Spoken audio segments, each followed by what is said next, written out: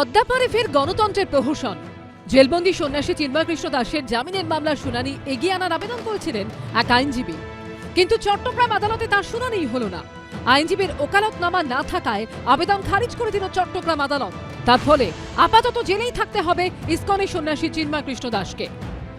বাংলাদেশে যেখানে চিন্ময় কৃষ্ণের হাতে না ব্লেড পাওয়া গেছে, না চাকু পাওয়া গেছে, বোমা গুলি পিস্তল ছেড়েই দিন, একটা গেরুয়া বসন পর একটা সন্ন্যাসী বা সাধু। পৃথিবীতে এমন কোন রাষ্ট্রকে আমরা সমর্থন করি না।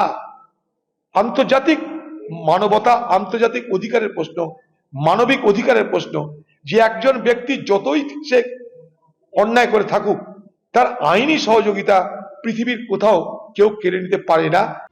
25শে নভেম্বর রাষ্ট্রদ্রোহিতার অভিযোগে সন্ন্যাসী চিন্ময় কৃষ্ণ দাসকে গ্রেফতার করে বাংলাদেশ পুলিশ। পরের দিন চট্টগ্রাম আদালতে পেশ করার পর তার জামিনের আর্জি খারিজ করে দেওয়া হয়। এর এক সপ্তাহ পর মঙ্গলবার ফের তার জামিন মামলার শুনানি হওয়ার কথা ছিল, কিন্তু তার আগে তার এক আইনজীবীকে মেরে হাসপাতালে পাঠিয়ে দেওয়া হয়। এক আইনজীবীর চেম্বারে ভাঙচুর করা হয়। ফলে ভয়ে কোনো আইনজীবী আদালতে উপস্থিত না থাকায় 1 মাস পিছিয়ে যায় সন্ন্যাসী চিন্ময় কৃষ্ণ দাসের জামিনের আবেদনের শুনানি। আদালত চত্বরে প্রকাশ্যে হুমকি দিতেও শোনা যায় কট্টরপন্থী আইনজীবীদের। ইসকনের এই জঙ্গি সংগঠনের নেতা এই চিন্ময় দাসকে যতদিন পর্যন্ত আলিফ হত্যা মামলায় আসামি করা হবে না, আইনজীবীদের আন্দোলন ততদিন পর্যন্ত। আমরা স্পষ্ট করে বলতে চাই, এই চট্টগ্রাম আদালত পাড়ায় যারা যদি কেউ সাহস করে এই চিন্ময় দাসের পক্ষে এবং চিন্ময় দাসের দোষরের পক্ষে কেউ যদি ওকালতি করতে চায় কিংবা ওকালতনামা দাখিল করে, সাথে সাথে এই কোর্ট বিল্ডিং এর তাকে গণফিরে দিতে হবে। এই অবস্থায় মোহাম্মদ ইউনুসের সামনে দাঁড়িয়েই সন্ন্যাসী চিন্ময় কৃষ্ণ দাসের গ্রেফতারের বিরুদ্ধে সরব হয়েছিলেন বাংলাদেশের প্রখ্যাত কবি, দার্শনিক, গবেষক ও বুদ্ধিজীবী ফারহাদ মাজহার। আমি শুধুমাত্র বিনীত অনুরোধ জানাবো যে চিন্ময় কৃষ্ণ দাসের বিরুদ্ধে সত্যিকারের কোনো অভিযোগ যে না থাকে, প্রথম কাজ হচ্ছে তাকে মুক্তি দেওয়া।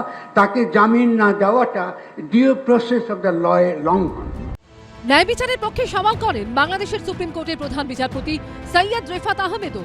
প্রথম আলোর প্রতিবেদন অনুযায়ী রাজশাহী বিশ্ববিদ্যালয়ের প্রাক্তনীদের এক অনুষ্ঠানে গিয়ে বাংলাদেশের প্রধান বিচারপতি সৈয়দ রেফাত আহমেদ বলেন, কেউ যাতে ন্যায় বিচার থেকে বঞ্চিত না হয় তা নিশ্চিত করতে হবে। এই অবস্থায় বুধবার ওই মামলার অন্য 2 অভিযুক্তের জামিনের শুনানি হওয়ার কথা ছিল, তবে আইনজীবী না আসায় সেই শুনানিও হয়নি। এই অবস্থায় সন্ন্যাসী চিন্ময় কৃষ্ণ দাসের জামিনের শুনানি এগিয়ে আনার জন্য আবেদন করেন রবীন্দ্র ঘোষ নামের এক আইনজীবী।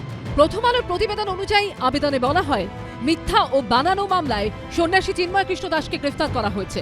তিনি একজন সন্ন্যাসী, তাছাড়া তিনি ডায়াবেটিস, শ্বাসকষ্ট সহ বিভিন্ন রোগে আক্রান্ত। নিরাপত্তার কারণে 3রা ডিসেম্বর চিন্ময় কৃষ্ণ দাসের আইনজীবী শুভাশিস শর্মা শুনানিতে অংশ নিতে পারেননি। পাল্টা সরকারি আইনজীবী বলেন, চিন্ময় কৃষ্ণ দাসের আগাম জামিনের আবেদনকারী আইনজীবী রবীন্দ্র ঘোষ কোনো ওকালতনামা জমা দেননি। তাছাড়া চিন্ময় কৃষ্ণ দাসের আইনজীবী শুভাশিস শর্মাও হাজির নেই। মামলা লড়ার জন্য রবীন্দ্র ঘোষকে লিখিত কিছু দেননি তিনি। এরপরই আদালত আইনজীবী রবীন্দ্র ঘোষের করা আবেদন খারিজ করে দেন। অর্থাৎ চিন্ময় কৃষ্ণ দাসকে সেই জেলেই কাটাতে হবে।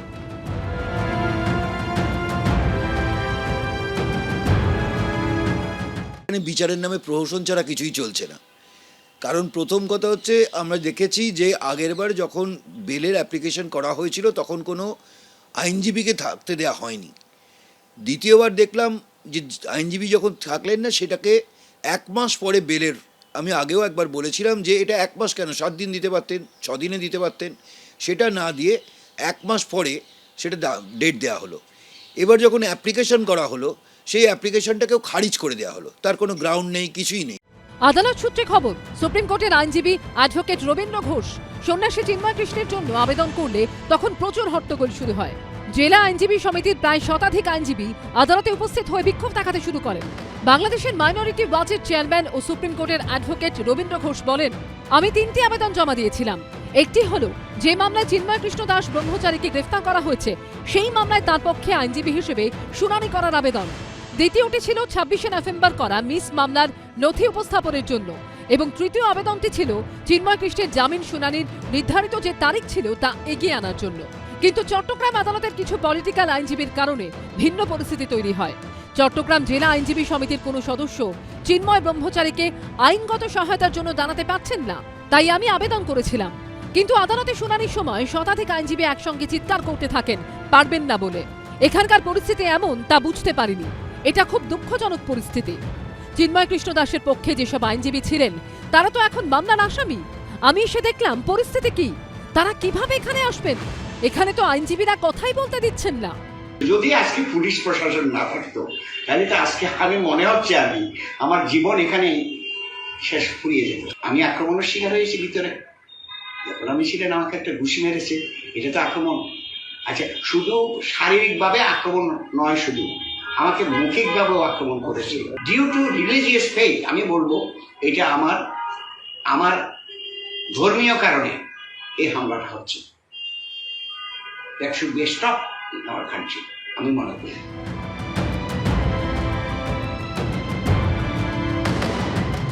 আগে কেউ আইনজীবী দাঁড়ালো না ওনার পাশে।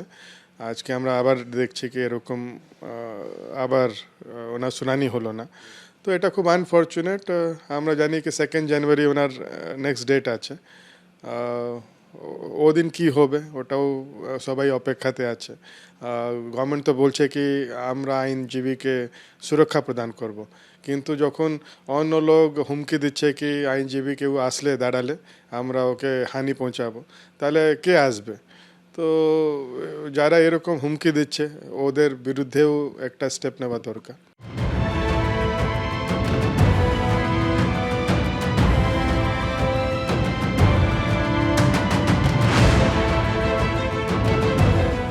আদালত এর পরিসর, বিচারকদের অবস্থা বাংলাদেশে কোন জায়গায় পৌঁছেছে, বাংলাদেশের এই সময়কালের ঘটনা প্রবাহে আপনারা প্রত্যেকেই দেখেছেন।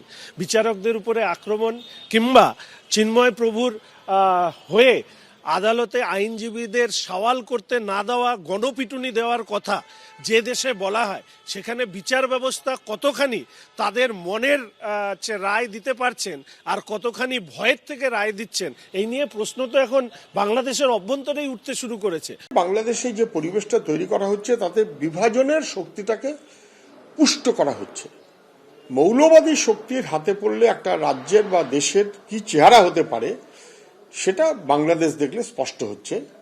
যাতে জামিন না হয়, যাতে একটা লড়াই ভাব লাগিয়ে রাখা যায় এবং তারপরে মৌলবাদী শক্তির দাপটে যেন সবাইকে পালাতে হয়, এই মনোভাবে বাংলাদেশ চলছে। সম্পূর্ণ আলাদা দেশের বিষয়। মাননীয় মুখ্যমন্ত্রী বলেছেন যে আমরা আলাদা দেশের বিষয়, আমরা রাজ্য হয়ে কথাও বলতে পারি না, অ্যাক্টও করতে পারি না। বাংলাদেশের এই ধরনের অদ্ভুত এবং দুর্ভাগ্যজনক কাণ্ড কারখানাগুলো থামানোর দায়িত্ব হচ্ছে কেন্দ্রীয় সরকারের। তারা দিল্লি থেকে যোগাযোগ করবেন, দিল্লি থেকে চাপ দেবেন, দিল্লি থেকে কথা বলবেন, দিল্লি থেকে পদক্ষেপ নেবেন, কিন্তু সেগুলো কেন্দ্রীয় সরকার করছে না। কিন্তু এখানে আমাদের কিছু বলার বা করার নেই। জয়ন্ত, বিচারের নামে এই নির্লজ্জ প্রহসন শেষ কবে দেখেছি আমি মনে করতে পারছি না। তুমি জানো যে কোনো দেশের বিচার ব্যবস্থা সম্পর্কে সম্পূর্ণ শ্রদ্ধাশীল, কিন্তু আজকে এই প্রশ্ন তুলতেই হবে যে একদিকে একজন অভিযুক্ত আত্মপক্ষ সমর্থনের জন্য একজন মাত্র আইনজীবী পেলেন না, আর মাননীয় বিচারপতি এটা দেখার পরও পরের তারিখটা দিচ্ছেন 1 মাস পর। অর্থাৎ বটম লাইনটা হচ্ছে যে চিন্ময় প্রভু বিনা বিচারে 1 মাসের বেশি সময়, গোটা বছরটা তাকে জেলে কাটাতে হবে, বিচার শুরুই হলো না। আমি বলছি তুমি তো এতদিন হাইকোর্টে প্র্যাকটিস করছো, মানে ভাবতে পেরেছো এই জিনিস? না, আমি ভাবতে পারিনি। এই কারণে আমি সেই মানুষগুলোর হয়ে বেশিরভাগ সময় লড়ি যাদের কেউ দাঁড়াবার থাকে না, যাদের কোনো আইনজীবী থাকে না। লিগাল এইড থেকে অনেক সময় আমাকে মামলা দিয়েছে এবং আমি প্রচুর মামলা লিগাল এইডের হয়ে করি। আমি প্রথমে শুরু করবো এভাবে যে একটা দেশে নির্বাচিত সরকার নেই, মুখোশধারী একজনকে মুখ্য উপদেষ্টা হিসেবে সেখানে বসানো হয়েছে এবং সে মোটামুটি তালিবানি এবং মৌলবাদী মানুষদের হাতে বন্দী, অথবা তিনিও এর সঙ্গে সায় দিচ্ছেন, সেটা আমাদের জানা নেই। আমরা জানি কি আর 3 জনকে ওনার যে সহায়ক ছিল, যারা জেলে মেডিসিন আর খাবার আর ওষুধ দিতে গেছিলেন, তারাও গ্রেফতার হয়ে গেছে। হ্যাঁ, তো ওদেরও কিছু খোঁজ খবর নেই, কেন পুলিশ আটক করেছে ওদেরকে। তো একদম ক্ল্যারিটি নেই। এরকম আমরা দেখছি কি যারা আইনজীবী না হলে যে কেউ ওনার সঙ্গে দাঁড়ানোর চেষ্টা করছে, ওনাকে হেল্প করতে আগে আসছে, সবাইয়ের উপরে কেস করা দেওয়া হচ্ছে, না হলে ভয় দেখানো হচ্ছে। আমি একটাও দেখছিলাম কি কোর্টের কিছু ওকিলরাও এরকম বলছে, ডিমান্ড করছে কি যে চিন্ময় কৃষ্ণ দাসকে ডিফেন্ড করতে আসবে ওদেরকে পিটিয়ে দাও। একদম। আপনাকে জানিয়ে রাখি, অন ক্যামেরা দেখা যাচ্ছে চট্টগ্রাম আদালতের চত্বরে দাঁড়িয়ে আইনজীবীদের একটা অংশ তারা প্রকাশ্যে হুমকি দিচ্ছেন। তাদের দাবি দুটো। এক হচ্ছে প্রকাশ্যে বলছেন যিনি চিন্ময় কৃষ্ণ দাসের জন্য আইনি সহায়তা দিতে আসবেন তাকে তার ফল ভুগতে হবে, এবং দুই হচ্ছে সরাসরি তাকে প্রায় পারলে এটাও বলেন যে বিনা বিচারে ফাঁসিতে ঝুলিয়ে দাও, কিন্তু মূল দাবি হচ্ছে তাকে ফাঁসি দিতে হবে। চত্বরে হচ্ছে প্রকাশ্যে, কি বলবেন? এটা তো খুব আশ্চর্য। আমরা দেখছিলাম কি মৌলবাদীরা রাস্তায় বলছে তলোয়ার নিয়ে, কিন্তু যখন আইনজীবী কোর্টে প্রেমাইসিস ভেতরে এরকম সেম ডিমান্ড করছে যেটা মৌলবাদীরা করছে রাস্তায়, তো আমরা তো আর ভয় লাগছে। আবার বলছি যে এটা গণতন্ত্রের লজ্জা, মানবাধিকারের লজ্জা। যেভাবে একজন আইনজীবীকে না দাঁড়াতে দিয়ে, কার্যত কোনো ধরনের আইনি সহায়তা না দিয়ে বিনা বিচারে 1 মাস কারাগারের অন্ধকারে এই সন্ন্যাসীকে রাখার চক্রান্ত হলো, সিদ্ধান্ত হলো, দুর্ভাগ্যজনক। 26/11 আজমল কাসাফ, ক্যাঙ্গারু কোর্ট আর খাপ পঞ্চায়েত ছাড়া সর্বত্র এটা সভ্য সমাজের নিয়ম যে সে পাকিস্তানের নাগরিক, খুন করতে এসেছে, ভারত কিন্তু আইনজীবী প্রোভাইড করেছে, লিগ্যাল অ্যাসিস্ট্যান্ট দিয়েছে। আফতাব আনসারি মনে করুন ইউএসআইএসের সামনে ওই মারাত্মক নারকীয় ঘটনা, তারপরেও তার আইনজীবী ছিল। আরজিকর কাণ্ডে একেবারে জয়ন্ত নিজেই ছিল সেই আইনজীবীদের মধ্যে। সঞ্জয় রায়কে শিয়ালদা কোর্টের লিগ্যাল এড সার্ভিসের আইনজীবী রয়েছেন। আমি বলছি পাশাপাশি রাখুন একজন সন্ন্যাসীর বিরুদ্ধে ওঠা অভিযোগ এবং সেই মানুষটাকে সপ্তাহের পর সপ্তাহ, পরের ডেটটা 1 মাস পরে, অর্থাৎ বিনা বিচারে তিনি অন্ধকারে থাকলেন। এ সভ্য সমাজে হয়? দেখুন, বাংলাদেশে কিছু ইঙ্গিত পাওয়া যাচ্ছে যে তারা আস্তে আস্তে অন্ধকার যুগের দিকে এগিয়ে যাচ্ছে। এবং একটা ঘটনা না, আপনি যদি দেখেন যে মানুষটি এই আমাদের চিন্ময় স্বামীর এগেনস্টে কেস করে তাকে আবার বিএনপি বরখাস্ত করলো, এটা একটা অদ্ভুত ব্যাপার। আবার সরকারের পক্ষ থেকে সলিসিটর জেনারেল কেস করছে যে ইসকনকে ব্যান করা হোক, আবার কোর্ট থেকে বলছে না এখন আপাতত মুলতুবি থাক।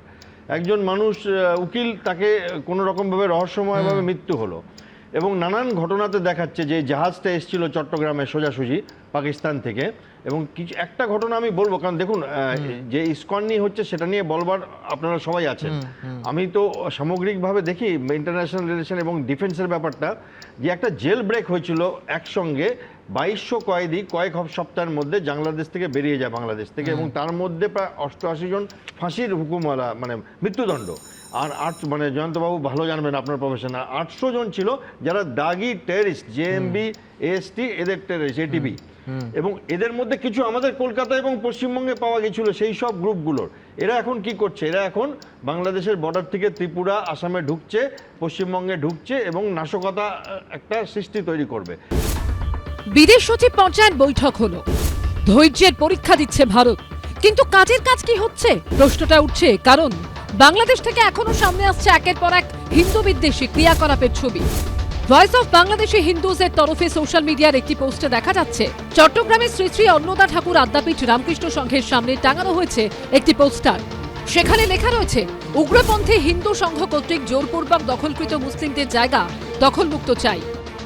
এই ভয়েস অফ বাংলাদেশি হিন্দুজের তরফেই করা আরেকটি পোস্ট দেখা যাচ্ছে।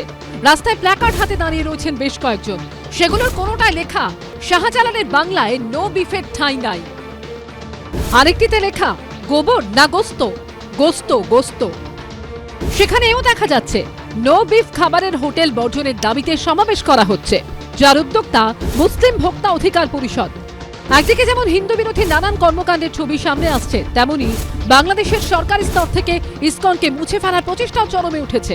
অন্তত ভয়েস অফ বাংলাদেশি হিন্দুজের পোস্ট তেমনটাই বলছে। তাদের তরফে ওয়েবসাইটের স্ক্রিনশট শেয়ার করে দাবি করা হচ্ছে বাংলাদেশের তথ্য ও যোগাযোগ প্রযুক্তি দপ্তর থেকে বন্ধ করে দেওয়া হয়েছে ইসকনের ওয়েবসাইট। অর্থাৎ বাংলাদেশের সঙ্গে ভারতের বিদেশ সচিব পর্যায়ের বৈঠকের পরও বাংলাদেশ আছে বাংলাদেশেই। बांग्लादेश अब कठमुल्लों के दबाव में सरकार आ गई, वहां घुटने टेक दी है। पाकिस्तान और बांग्लादेश में कोई अंतर नहीं बचा और वहां के कठमुल्ले जिस ढंग का बात कह रहे हैं वो लगता है कि भारत के लोगों में जो आक्रोश है वो आक्रोश और बढ़ते जाता है। মোদি গিয়ে কি করতে পারে? গোটা বাংলাদেশ দখল করতে পারে? বলুন কি করবে? আরএসএস নিয়ে চলে যাক। এগুলো পলিটিক্যাল অ্যান্টিস কতগুলো, এগুলো কত রাজনৈতিক কতগুলো কায়দা কানুন। যদি আরএসএস এর অতই ক্ষমতা থাকে, সারা লক্ষ লক্ষ আরএসএস এর বাহিনী আছে, মোদিকে পারমিশন নিয়ে তারা সব বর্ডার পারে ঢুকে যাক। আমার তো মাথায় ঢুকছে না যে ভারতবর্ষের প্রধান মোদি কি করতে পারে এখন। বিদেশ সচিব গিয়েছিলেন, আমরা আশাতে আছি যে বিদেশ সচিব ফিরে আসার পর স্থিতির অনেক পরিবর্তন ঘটবে, কিন্তু তারপরও খবর পাওয়া যাচ্ছে এখনো পরিস্থিতি সম্পূর্ণ নিয়ন্ত্রণ আসেনি। নিশ্চয়ই আশা করব যে বিদেশমন্ত্রী এবার হাউসে এসে বাংলাদেশ সম্পর্কে আমাদের অবহিত করবে। এসবের মধ্যেই বাংলাদেশের হাস্যকর হুমকি হুঁশিয়ারি চলছেই। অবসরপ্রাপ্ত সেনারা হুমকি দিয়েছিলেন 4 দিনের মধ্যে কলকাতা নিয়ে নেবেন। এবার অবসরপ্রাপ্ত পুলিশ কর্তারা বলছেন তারা নাকি ভারতের উত্তর পূর্ব ধ্বংস করে দেবেন। প্রয়োজনে তাদের যে 7 সিস্টার তারা ধ্বংস করে দেবো। আমরা দেশের জন্য জীবন দিব, প্রয়োজনে আবার আরেকটা যুদ্ধ করব। আমরা বলছি 4 দিনের মধ্যে আমরা কলকাতা দখল করে নেব। যদিও বাংলাদেশের এই ধরনের হাস্যকর হুঁশিয়ারি হুমকিতে ভারতের কেউই গুরুত্ব দিতে নারাজ। যে কোনো দেশ যদি মনে করে যে আমার ভারতবর্ষকে দখল করবে, আমার মনে হয় তারা স্বপ্ন দেখছে। বাংলাদেশ বলুন, পাকিস্তান বলুন, আর আমেরিকা বলুন, আর ইসরায়েল বলুন, ভারতকে দখল করা তো দূরের কথা, ভারতের যদি এক মুঠো মাটি নিতে আসে, যে হাত দিয়ে মাটি নিতে আসবে সে হাতটা কেটে দেবো। ইসকন সমর্থকদের ওপর, একেবারে সাধারণ মানুষের ওপর হামলা হচ্ছে নিয়মিত এবং প্রতিদিন ইসকনকে নিষিদ্ধ ঘোষণা করতে হবে, এটায় একেবারে নতুন নতুন করে আদালতে আবেদন জমা পড়ছে। কোথায় দাঁড়িয়ে আছে আজকের বাংলাদেশ? সবচেয়ে বড় কথা, বাংলাদেশে আজকে যে বিদ্বেষটা ছড়ানো হচ্ছে এটা একদম সংখ্যালঘু হিন্দুদের ওপর পিন পয়েন্ট করা হয়েছে। প্রতি মুহূর্তে প্রতি পদে হিন্দুদের কি করে ওখান থেকে ওয়াশ আউট করে দেওয়া যায়, হিন্দুদের শেষ করে দেওয়া যায়, সংখ্যালঘু হিন্দুদের ধর্মাচরণ, তাদের ধর্মীয় বিন্দু, মূর্তি, তাদের ধর্মস্থান, সেগুলোকে বিধ্বস্ত করে দেওয়া যায়, তার একটা পরিকল্পনা। এবং সেই পরিকল্পনার একেবারে মুখ্যতে চলে এসেছে ইসকন। যে ইসকন একটা আন্তর্জাতিক সংস্থা, যাদের হরিভক্তি আন্দোলন, যাদের প্রেম বিতরণের আন্দোলন সারা পৃথিবীতে মুক্তির পথ দেখায়, শান্তির পথ দেখায়, আজকে তারা লক্ষ্যের অভিমুখ হয়ে গেছে। এবং অ্যালিবাইটা লক্ষ্য করবেন, প্রথমে বলা হচ্ছে যে ব্যক্তিগতভাবে চিন্ময় কৃষ্ণকে ধরা হয়েছে, এর পেছনে ইসকন নেই, কিন্তু প্রত্যেকটা তারপর সেন্টার ধরে ধরে হামলা হচ্ছে এবং কার্যত সমর্থকদের ওপর নির্যাতন হচ্ছে। চিন্ময় কৃষ্ণকে নাটকীয়ভাবে সেখান থেকে অপহরণ করা হলো, বলা হলো তাকে অ্যারেস্ট করা হয়েছে, তাকে না প্রসাদ দেওয়া হচ্ছে, না ওষুধ ঠিক মতো দেওয়া হচ্ছে, এবং একজন অভিযুক্ত যে সামান্য সাহায্যটুকু পায়, তার আইনজীবীর সমর্থন পায়, সেটা পর্যন্ত তিনি ঠিক মতো পাচ্ছেন না। তারপরে চিন্ময় কৃষ্ণকে ছেড়ে গিয়ে ইসকনকে এইবারে আক্রমণ করা হচ্ছে, ইসকনের হোর্ডিং নামিয়ে ফেলা হচ্ছে, রাধাকৃষ্ণের মূর্তি জ্বালিয়ে দেওয়া হচ্ছে, লক্ষ্মীনারায়ণের বিগ্রহ ভাঙচুর হচ্ছে। আমরা দেখতে পাচ্ছি দগ্ধ জগন্নাথ, বলরাম, সুভদ্রা দাঁড়িয়ে রয়েছে। এই যে অমানবিক সংখ্যালঘুদের ওপর এই নির্বিচারে আক্রমণ, এটা কোনো দিন আমরা মেনে নিতে পারি না। ঠিক যেমন সংখ্যাগুরুর দায়িত্ব, সেটা এদেশে হোক কিংবা পড়শি দেশে, সংখ্যাগুরুর দায়িত্ব সংখ্যালঘুকে রক্ষা করা, ঠিক তার উল্টোটা হচ্ছে বাংলাদেশে। আমি আইনের কথা যখন এলো, যেখানে 51 জন আইনজীবী, এমন ভয় দেখানো হলো, এমন আক্রমণ নেবে এলো, একজনকে যেদিন জামিনের মামলা উঠবে তার আগের দিন আইসিইউতে পাঠিয়ে দেওয়া হলো প্রহার করে, আরেকজনের চেম্বার চুরমার করে দেওয়া হলো, তাণ্ডব চালানো হলো। এই ভয় দেখিয়ে একজন আইনজীবী এলেন না এবং পরের ডেটটা পড়ল 2রা জানুয়ারি, অর্থাৎ 1 মাস চিন্ময় কৃষ্ণকে বিনা বিচারে কারাগারের অন্তরালে থাকতে হবে। কি ভয়ঙ্কর অবস্থা ভাবুন। অ্যান্টি হিন্দু ন্যাশনালিজম, সেটাকেই কাজে লাগাতে হবে এবং সেটাই করে যতটা পারা যায় দেশকে ঐক্যবদ্ধ করা। ওরা জানে এরা হচ্ছে যে নন স্টেট প্লেয়ার বা নন গভর্নমেন্ট প্লেয়ার, এদেরকে যতটা খেপানো যায় ততটাই ভারত ওরা ভাবছে উত্তক্ত হবে, এবং ভারত উত্তক্ত হলেই ভারত কোনো ইন্টারভেনশন নেবে, সেটা মিলিটারি হোক বা ইকোনমিক স্যাংশন হোক, এরা সেটাই চাইছে। এইটা যদি ভারত কোনো স্যাংশন নিয়ে নেয়, মিলিটারি ইন্টারভেনশন করে, তখন হচ্ছে কি অন্য দেশগুলোর কাছে গিয়ে বলা যে দেখো এই ভারত তোমরা একে সিকিউরিটি কাউন্সিলের পার্মানেন্ট মেম্বার করতে যাচ্ছ, এটা আটকাতে হবে। আপনি বলছেন ইচ্ছে করে প্রভোগ করার চেষ্টা করছে, এটাই হচ্ছে লক্ষ্য। ওদের ডিজাইন হচ্ছে ভারতবর্ষের যে আমাদের যে ভাবনা, শুধু ভারতবর্ষের ভাবনা না, পৃথিবীর বহু দেশই ভাবছে যে পার্মানেন্ট মেম্বারশিপ সিকিউরিটি কাউন্সিলে আমাদের পাওয়া উচিত। সেই জায়গাটা কি করে রাখা যায়, এটা হচ্ছে আমার ধারণা চীন ওদের বোঝাচ্ছে, বারবার ওদের ডেকে নিয়ে যাচ্ছে, দেখো এইসব করো, এইসব খেপিয়ে দাও, হ্যাঁ, কোথাও ঢুকে পড়ো, ড্রোন পাঠাও, যাতে করে ওরা খেপে গেলেই হ্যাঁ ভারতের ভেতরে যদি একটা এরকম উত্তেজনা তৈরি হয়, ভারত হট করে কিছু একটা করে ফেলতে পারে। কিন্তু ওরা জানে না যে আমরা দেখুন এত ঠান্ডা মাথায় আমাদের যে যিনি ছিলেন হাই কমিশনার, তিনি দেখা করলেন, বললেন না আমাদের বাংলাদেশের সঙ্গে বন্ধুত্ব, আমরা উন্নয়নের একসঙ্গে অংশীদার হতে চাই। দেখুন এত প্রভোকেশনের পরে আমাদের যিনি ফরেন সেক্রেটারি, তিনিও গিয়ে কিন্তু কোনো ধরনের এক স্টেটমেন্ট করলেন না, যা হয়েছে খারাপ হয়েছে, হ্যাঁ হয়েছে, এনগেজ রাখা। We want to keep them diplomatically engage. বাবা ঠিক আছে, আমরা আছি, আরও দেখুন এই পরপর চলতেই থাকবে। এতে হয়তো কেউ ভাববে যে কেন্দ্রীয় সরকার বুঝি কিছুই করছে না, কিন্তু আমাদের অন্য ধরনের যে ধরনের। কিন্তু আমি একবার অধ্যাপক চক্রবর্তী, যে দেখুন এই যেখানে সরকারি বিএনপি তার নেতা তিনি প্রকাশ্যে ভারতীয় শাড়ি জ্বালাচ্ছেন, পাশাপাশি এই মরশুমে দ্বিতীয়বার আজই 100 টন আতপ চাল আজকে বাংলাদেশ ভারত থেকে গ্রহণ করেছে। মানে আমি বলছি এইটা কিন্তু বন্ধ করছে না। এই ভণ্ডামি বলুন, হিপোক্রেসি বলুন, বা এইটা কিভাবে ব্যাখ্যা করবেন? না দেখুন, এটাই তো দেখুন, শাড়ি পরাচ্ছে, এটা হচ্ছে যে মানুষের উত্তেজনাটাকে বাড়ানো, ঠিক আছে। আবার 172 টন মাছও পাঠাচ্ছে, না খেতে বলবে, চাল বন্ধ করে দেয়, ডিম বন্ধ করে দেয়, না খেতে বলবে, সেটা তো আপনাকে, সেটা হলে বিপদ আছে। ভারত ভাবছে ওরা এই উত্তেজনা করতে করতে ওদের যখন এই সাপ্লাই, নিজস্ব সাপ্লাইটা বন্ধ হয়ে যাবে, বা ভারত বা অন্য কোনো দেশ কোনোভাবে যদি নিষেধাজ্ঞা নিয়ে আসে, আর্থিক ক্রাইসিসটা ভারত ভাবছে একদিন আসবেই, যেটা আমরা মলদ্বীপে দেখলাম। তারপরে ওরা বাধ্য হলো আমাদেরকে সারেন্ডার করা। আমাদের ভাবনা হচ্ছে ওদেরকে একটা মানে বুঝতে না দেওয়া যে ওরা যে পথে যাচ্ছে একটা ল্যাবিরিন্থ অফ সাইকেলের মধ্যে ঘুরে যাচ্ছে, যাতে হয়তো তারা আর্থিক ক্রাইসিসটা এসে যাবেই। বাংলাদেশের কট্টরপন্থীদের মতো পাকিস্তানের মৌলবাদীদেরও আজগুবি হুমকি হুঁশিয়ারি চলছে। आज हम अपने बंगाली भाइयों को जवाब देते हैं, उन्हें बताते हैं कि भाई ये पाकिस्तान तुम्हारा है, इस पाकिस्तान का जो एटम बम है ना वो भी तुम्हारा है। आए जुर्रत करे कोई आंख उठाकर बांग्लादेश की तरफ देखने की, उसकी आंखें निकाल देंगे। आए कोई हाथ उठाए और बांग्लादेश की तरफ हाथ उठाने की कोशिश करे, उसका बाजू तोड़ देंगे हम इंशाल्लाह, अल्लाह के फजलो करम से। मैं आपको एक मुल्क का नाम नहीं लेता। দুটো মোল্লাতন্ত্রের লড়াই, কে ক্ষমতা দখল করবে। বাংলা ভাষাটা সর্বনাশ করেছে, এখন বাংলাদেশটাকে ওরা পূর্ব পাকিস্তান বানাতে চাইছে, পুরনো অবস্থায় ফিরে যেতে চাইছে। কিন্তু ওদের মনে রাখতে হবে 47 থেকে 71 পর্যন্ত এই পাকিস্তান ওদের উপরে কি অত্যাচার চালিয়েছে। আজকে যদি ভারতবর্ষ না থাকতো, আগে বাংলাদেশ শব্দটা, ওই বাংলা ভাষাটা তাদের উচ্চারণ করবার শক্তিও ওখানে দাঁড়িয়ে থাকতো। আর বাংলাদেশে ভারত বিদ্বেষী জিগিরের মধ্যেই অবর্ণনীয় অত্যাচার সহ্য করতে না পেরে সেখানকার হিন্দুদের একাংশ জীবনের ঝুঁকি নিয়ে হলেও এপারে চলে আসতে চাইছে। বাংলাদেশের পরিস্থিতি যে এখন কি তা এই ছবি দুটো থেকে স্পষ্ট। ইসকনের ভক্ত হওয়ায় মৌলবাদীদের অপহরণের হুমকির জেরে অসুস্থ মা বাবাকে ফেলে বাংলাদেশ থেকে সীমান্ত পেরিয়ে এদেশে চলে আসতে বাধ্য হয়েছে এই কিশোরী। অন্যদিকে প্রাণ বাঁচাতে নদী সাঁতরে জলপাইগুড়িতে এসে গ্রেফতার হলেন বাংলাদেশি যুবক। দিন দুয়েক আগে ঢাকার মাটিতে দাঁড়িয়ে বাংলাদেশের বিদেশ সচিবের সঙ্গে বৈঠকে সংখ্যালঘুদের উপর হামলার প্রসঙ্গ তুলেছেন ভারতের বিদেশ সচিব বিক্রম মিস্ত্রি, যা কার্যত খারিজ করে দেয় বাংলাদেশ। শুধু তাই নয়, অভ্যন্তরীণ বিষয় বলেও সংখ্যালঘুদের উপর নির্যাতনের অভিযোগ এড়িয়ে যাওয়ার চেষ্টা করা হয়।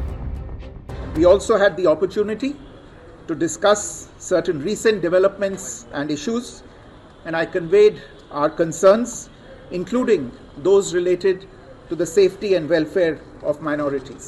এটি আমাদের অভ্যন্তরীণ বিষয় এবং আমাদের অভ্যন্তরীণ বিষয়ে অন্য দেশের মন্তব্য সমীচীন নয়। আমি ভারতের পররাষ্ট্র সচিবকেও স্মরণ করিয়ে দিয়েছি যে বাংলাদেশ অন্য দেশের অভ্যন্তরের বিষয়ে মন্তব্য করা থেকে বিরত থাকে। ইউনূসের অন্তর্বর্তী সরকারের তরফে সংখ্যালঘুদের উপর নির্যাতনের অভিযোগ অস্বীকার করা হলেও সেখানকার ভয়াবহ পরিস্থিতির কথা উঠে এসেছে বাংলাদেশের রংপুরের ঠাকুরগাঁও গ্রামের বাসিন্দা জীবন বর্মনের মুখে। কট্টরপন্থী তাণ্ডব এবং হুমকির মুখে করতোয়া নদী সাঁতরে এপারে জলপাইগুড়ি রাজগঞ্জে আসেন এই বাংলাদেশি যুবক। এখানেই তাকে আটক করে বিএসএফ, তুলে দেওয়া হয় রাজগঞ্জ পুলিশের হাতে। আমাদের হিন্দুদের উপর অনেক টর্চার হচ্ছে, যার কারণে আমি বাংলাদেশ থেকে ইন্ডিয়াতে আসি। কি অত্যাচার হচ্ছিল? আমাদের হিন্দুদের উপর খুব টর্চার হচ্ছে। জিজ্ঞাসাবাদের পর তাকে গ্রেফতার করে পুলিশ। অন্যদিকে কট্টরপন্থীদের হুমকির মুখে বাংলাদেশ ছাড়তে বাধ্য হয়েছে এই নাবালিকাও। ইসকনের ভক্ত বলে ও টর্চারিং করেছে, তারপর ওকে কিডন্যাপ করবে, এই ভয়ে তো ও আসছে। মৌলবাদীদের হাত থেকে বাঁচতে বাংলাদেশ থেকে পালিয়ে এদেশে এসেছে বছর 15-র এই কিশোরীও। তার বাড়ি বাংলাদেশের পঞ্চগড় জেলায়, মা বাবার একমাত্র সন্তান। এই নাবালিকার আত্মীয় থাকেন জলপাইগুড়ির বেলাকোবায়। মঙ্গলবার সন্ধে বাংলাদেশের পঞ্চগড় থেকে প্রায় 12 কিলোমিটার পাড়ি দিয়ে উত্তর দিনাজপুরের চোপড়ার ফতেপুর সীমান্ত পেরোয় নাবালিকা। সেখানেই তাকে আটক করে বিএসএফ। আত্মীয়ের দাবি, পরিবার ইসকনের ভক্ত হয় নাবালিকাকে বাড়ি থেকে তুলে নিয়ে যাওয়ার হুমকি দিচ্ছিল মৌলবাদীরা। মেয়েকে বাঁচাতে অসুস্থ মা বাবাই পরামর্শ দেন ভারতে আসার। ওর মারও অসুস্থ, বাবা প্যারালাইসিস হয়েছে, এখন মেয়েটাকে কি করবে? ওর কাছেই ফোন নাম্বার ছিল, তারপর আমাকে ফোন করেছে। এদিন বাংলাদেশ থেকে আগত নাবালিকাকে রায়গঞ্জের জুভেনাইল আদালতে তোলা হয়। বাংলাদেশের সংখ্যালঘুদের ওপর হামলা নিয়ে কেন্দ্রীয় সরকারের কাছে কড়া পদক্ষেপের আর্জি জানিয়েছেন নাবালিকার আত্মীয়। ইমিডিয়েটলি এটা একটা পদক্ষেপ নেওয়া উচিত যে আমাদের যে এই যে হিন্দু সম্প্রদায় এই যে ছোটো ছোটো মেয়েগুলোকে কিডন্যাপ করছে বা এখান থেকে নিয়ে যাচ্ছে, টর্চারিং করছে, হিন্দুদের আমাদের মানে বলছে তোমরা এখানে কেন আছো, এখান থেকে তোমরা চলে যাও, বাড়িঘর ছাড়ো, অনেক কিছু হুমকি দিচ্ছে। প্রাণ ভয়ে একটা মেয়ে এখন কি করবে? বাংলাদেশ থেকে আগত নাবালিকাকে আশ্রয় দেওয়ার জন্য ভারত সরকারকে অনুরোধ করেছে ইসকন। এটাই আমাদের অনুরোধ গভর্নমেন্ট অফ ইন্ডিয়াকে, এরকম যে কেস আছে ওটা খুব মতলব একটা কনসিডার করা দরকার। ওনাকে রিলিজ করে, ও মেয়েকে রিলিজ করে ওনার রিলেটিভ যে আছে ওনার পাশে পাঠানো দরকার। ইন্টারন্যাশনাল ফোরামে, গ্লোবাল ফোরামে কেন বলছে না যে বাংলাদেশের মানুষের উপরে অত্যাচার হচ্ছে, সেটাকে থামানোর চেষ্টা করতে হবে। দেরিতে হলেও, অনেক দেরিতে এখানকার সরকার তারা বিদেশ সচিবকে পাঠিয়েছিল বাংলাদেশে, আলোচনা হয়েছে। আমরা চাই আলোচনা এবং সৌহার্দ্যের মধ্যে দিয়ে, পারস্পরিকতার মধ্যে দিয়ে উভয় দেশের মানুষ এবং প্রত্যেকটা মানুষের নিরাপত্তা নিশ্চিত করা হোক। লড়াই লড়াই লড়াই চাই, এই লড়াই জিতবে কারা?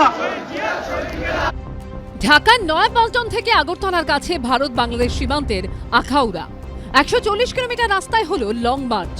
বুধবার আগরতলা চলো অভিযান করল বিএনপির 3 সংগঠন, জাতীয়তাবাদী ছাত্রদল, যুবদল ও স্বেচ্ছাসেবক দল। আর ওপারে যখন চরম ভারত বিদ্বেষ, তখনই সীমান্ত পেরিয়ে চিকিৎসার জন্য ত্রিপুরা এলেন বাংলাদেশের সিলেটের বাসিন্দা সুদীপ বণিক। তিনি বললেন, দুই দেশের সম্পর্ক ভালো হওয়া উচিত।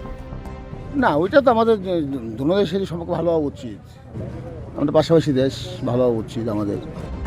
এই দিন সকাল থেকে বিএনপির 3 শাখা সংগঠনের নেতাকর্মীরা ঢাকার নয়াপল্টনে দলীয় কার্যালয়ের সামনে জড়ো হতে শুরু করেন। তাদের হাতে ছিল প্ল্যাকার্ড ও পোস্টার, মাথায় রঙিন টুপি।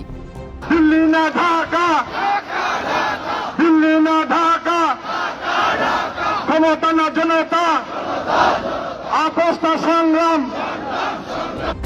লং মার্চ শুরুর আগে সভা করেন যুবদল, স্বেচ্ছাসেবক দল ও ছাত্র দলের নেতারা। ওরা মৃত্যুর উপত্যকা দিয়ে এগিয়ে যাচ্ছে দেশকে রক্ষার জন্য, এইটা আবার বড় হয়েছে। বন্ধুরা, আজকে যারা এখানে অঙ্গীকার বক্তব্য রেখেছে তাদেরকে আবার বড় হয়েছে একজন বর্তমান যুদ্ধের সেক্টর কমান্ডার। অভিযান ঘিরে বাড়তি সতর্কতা নেয় ত্রিপুরা পুলিশ। আগরতলা চেকপোস্ট সংলগ্ন এলাকায় মোতায়েন করা হয় রাজ্য পুলিশ, বিএসএফ ও সিআরপিএফ। नॉर्थ ईस्ट काउंसिल का मीटिंग आने वाला है 28 एंड 21।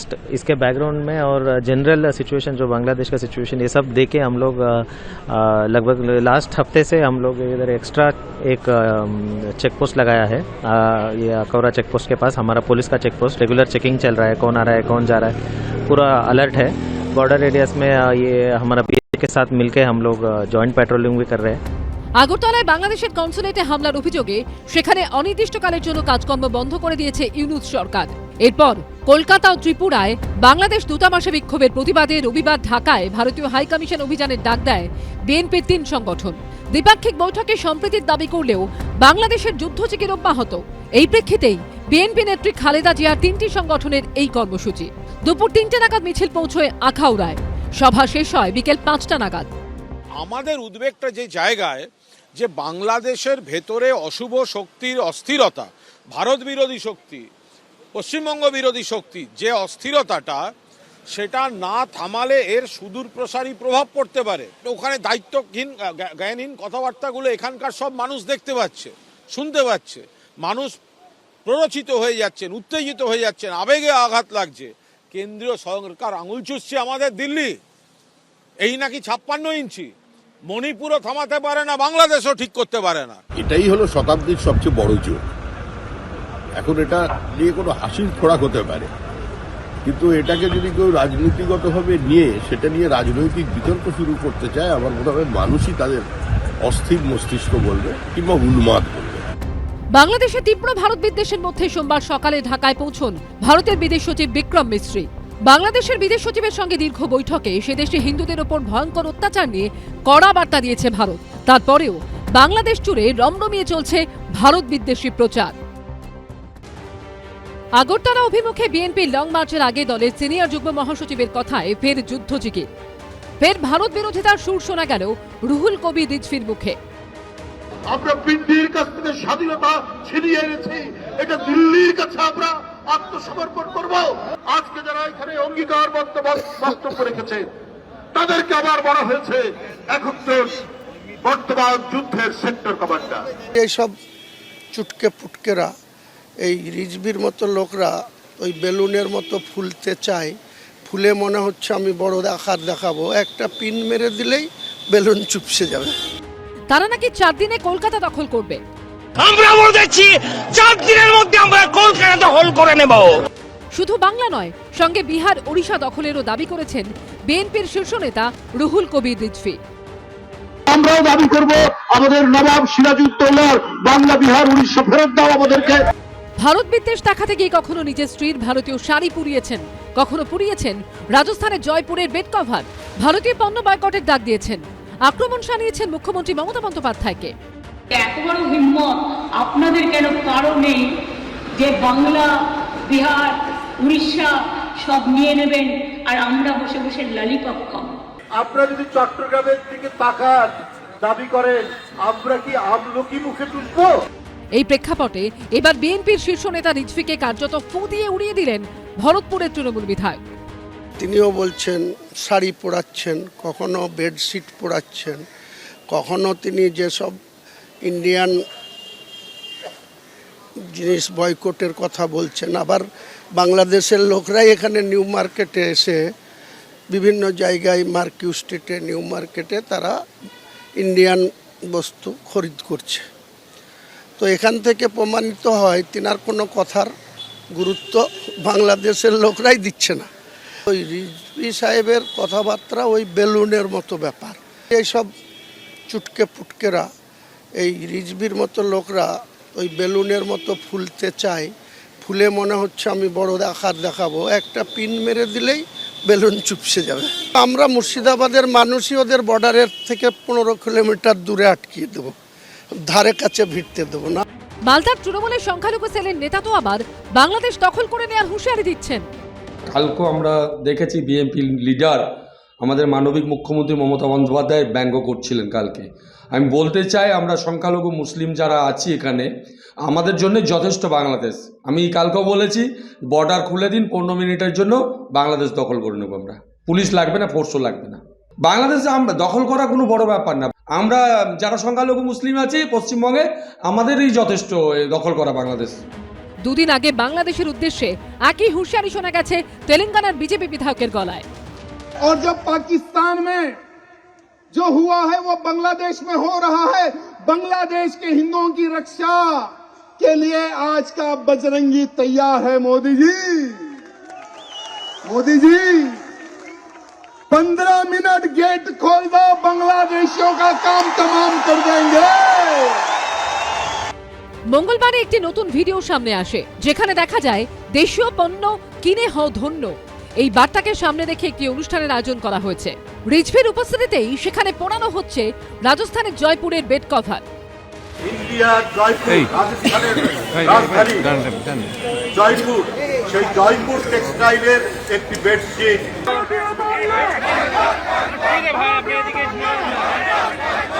দুদিন আগে আরেকটি ভিডিওতে দেখা যায় বিএনপির যুগ্ম মহাসচিব রুহুল কবির রিজভির সামনেই পোড়ানো হচ্ছে তার স্ত্রীর একটি ভারতীয় শাড়ি। ইন্ডিয়ান শাড়ি,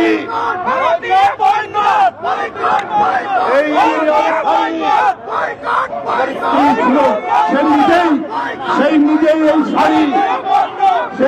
এই শাড়ি দিয়েছে, এইটা আজকে আপনাদের সামনে ছুঁড়ে ফেললাম। কিন্তু ভারতীয় পণ্যের প্রতি ভালোবাসা যে বাংলাদেশের কারোর পক্ষেই মন থেকে অস্বীকার করা অসম্ভব, তাও দেখা গেল এই অনুষ্ঠানে। যে শাড়ি জ্বালিয়ে দেওয়ার জন্য ছুঁড়ে ফেলেন বিএনপি নেতা, সেই শাড়ি সঙ্গে সঙ্গে তুলে নিচ্ছিলেন এক মহিলা।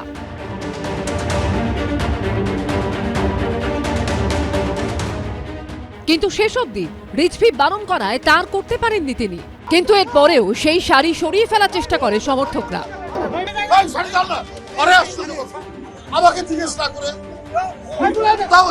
বাংলাদেশের মাটি থেকে এবার একেবারে সরাসরি এবিপি আনন্দকে এবং নাম করে আমাকে আক্রমণ করা হচ্ছে। কি বলা হচ্ছে? এটার রসিকতার অংশ আছে। 28 লক্ষ কোটি টাকা নিয়ে বাংলাদেশ নিয়ে মিথ্যে প্রচার করার অভিযোগ করা হচ্ছে।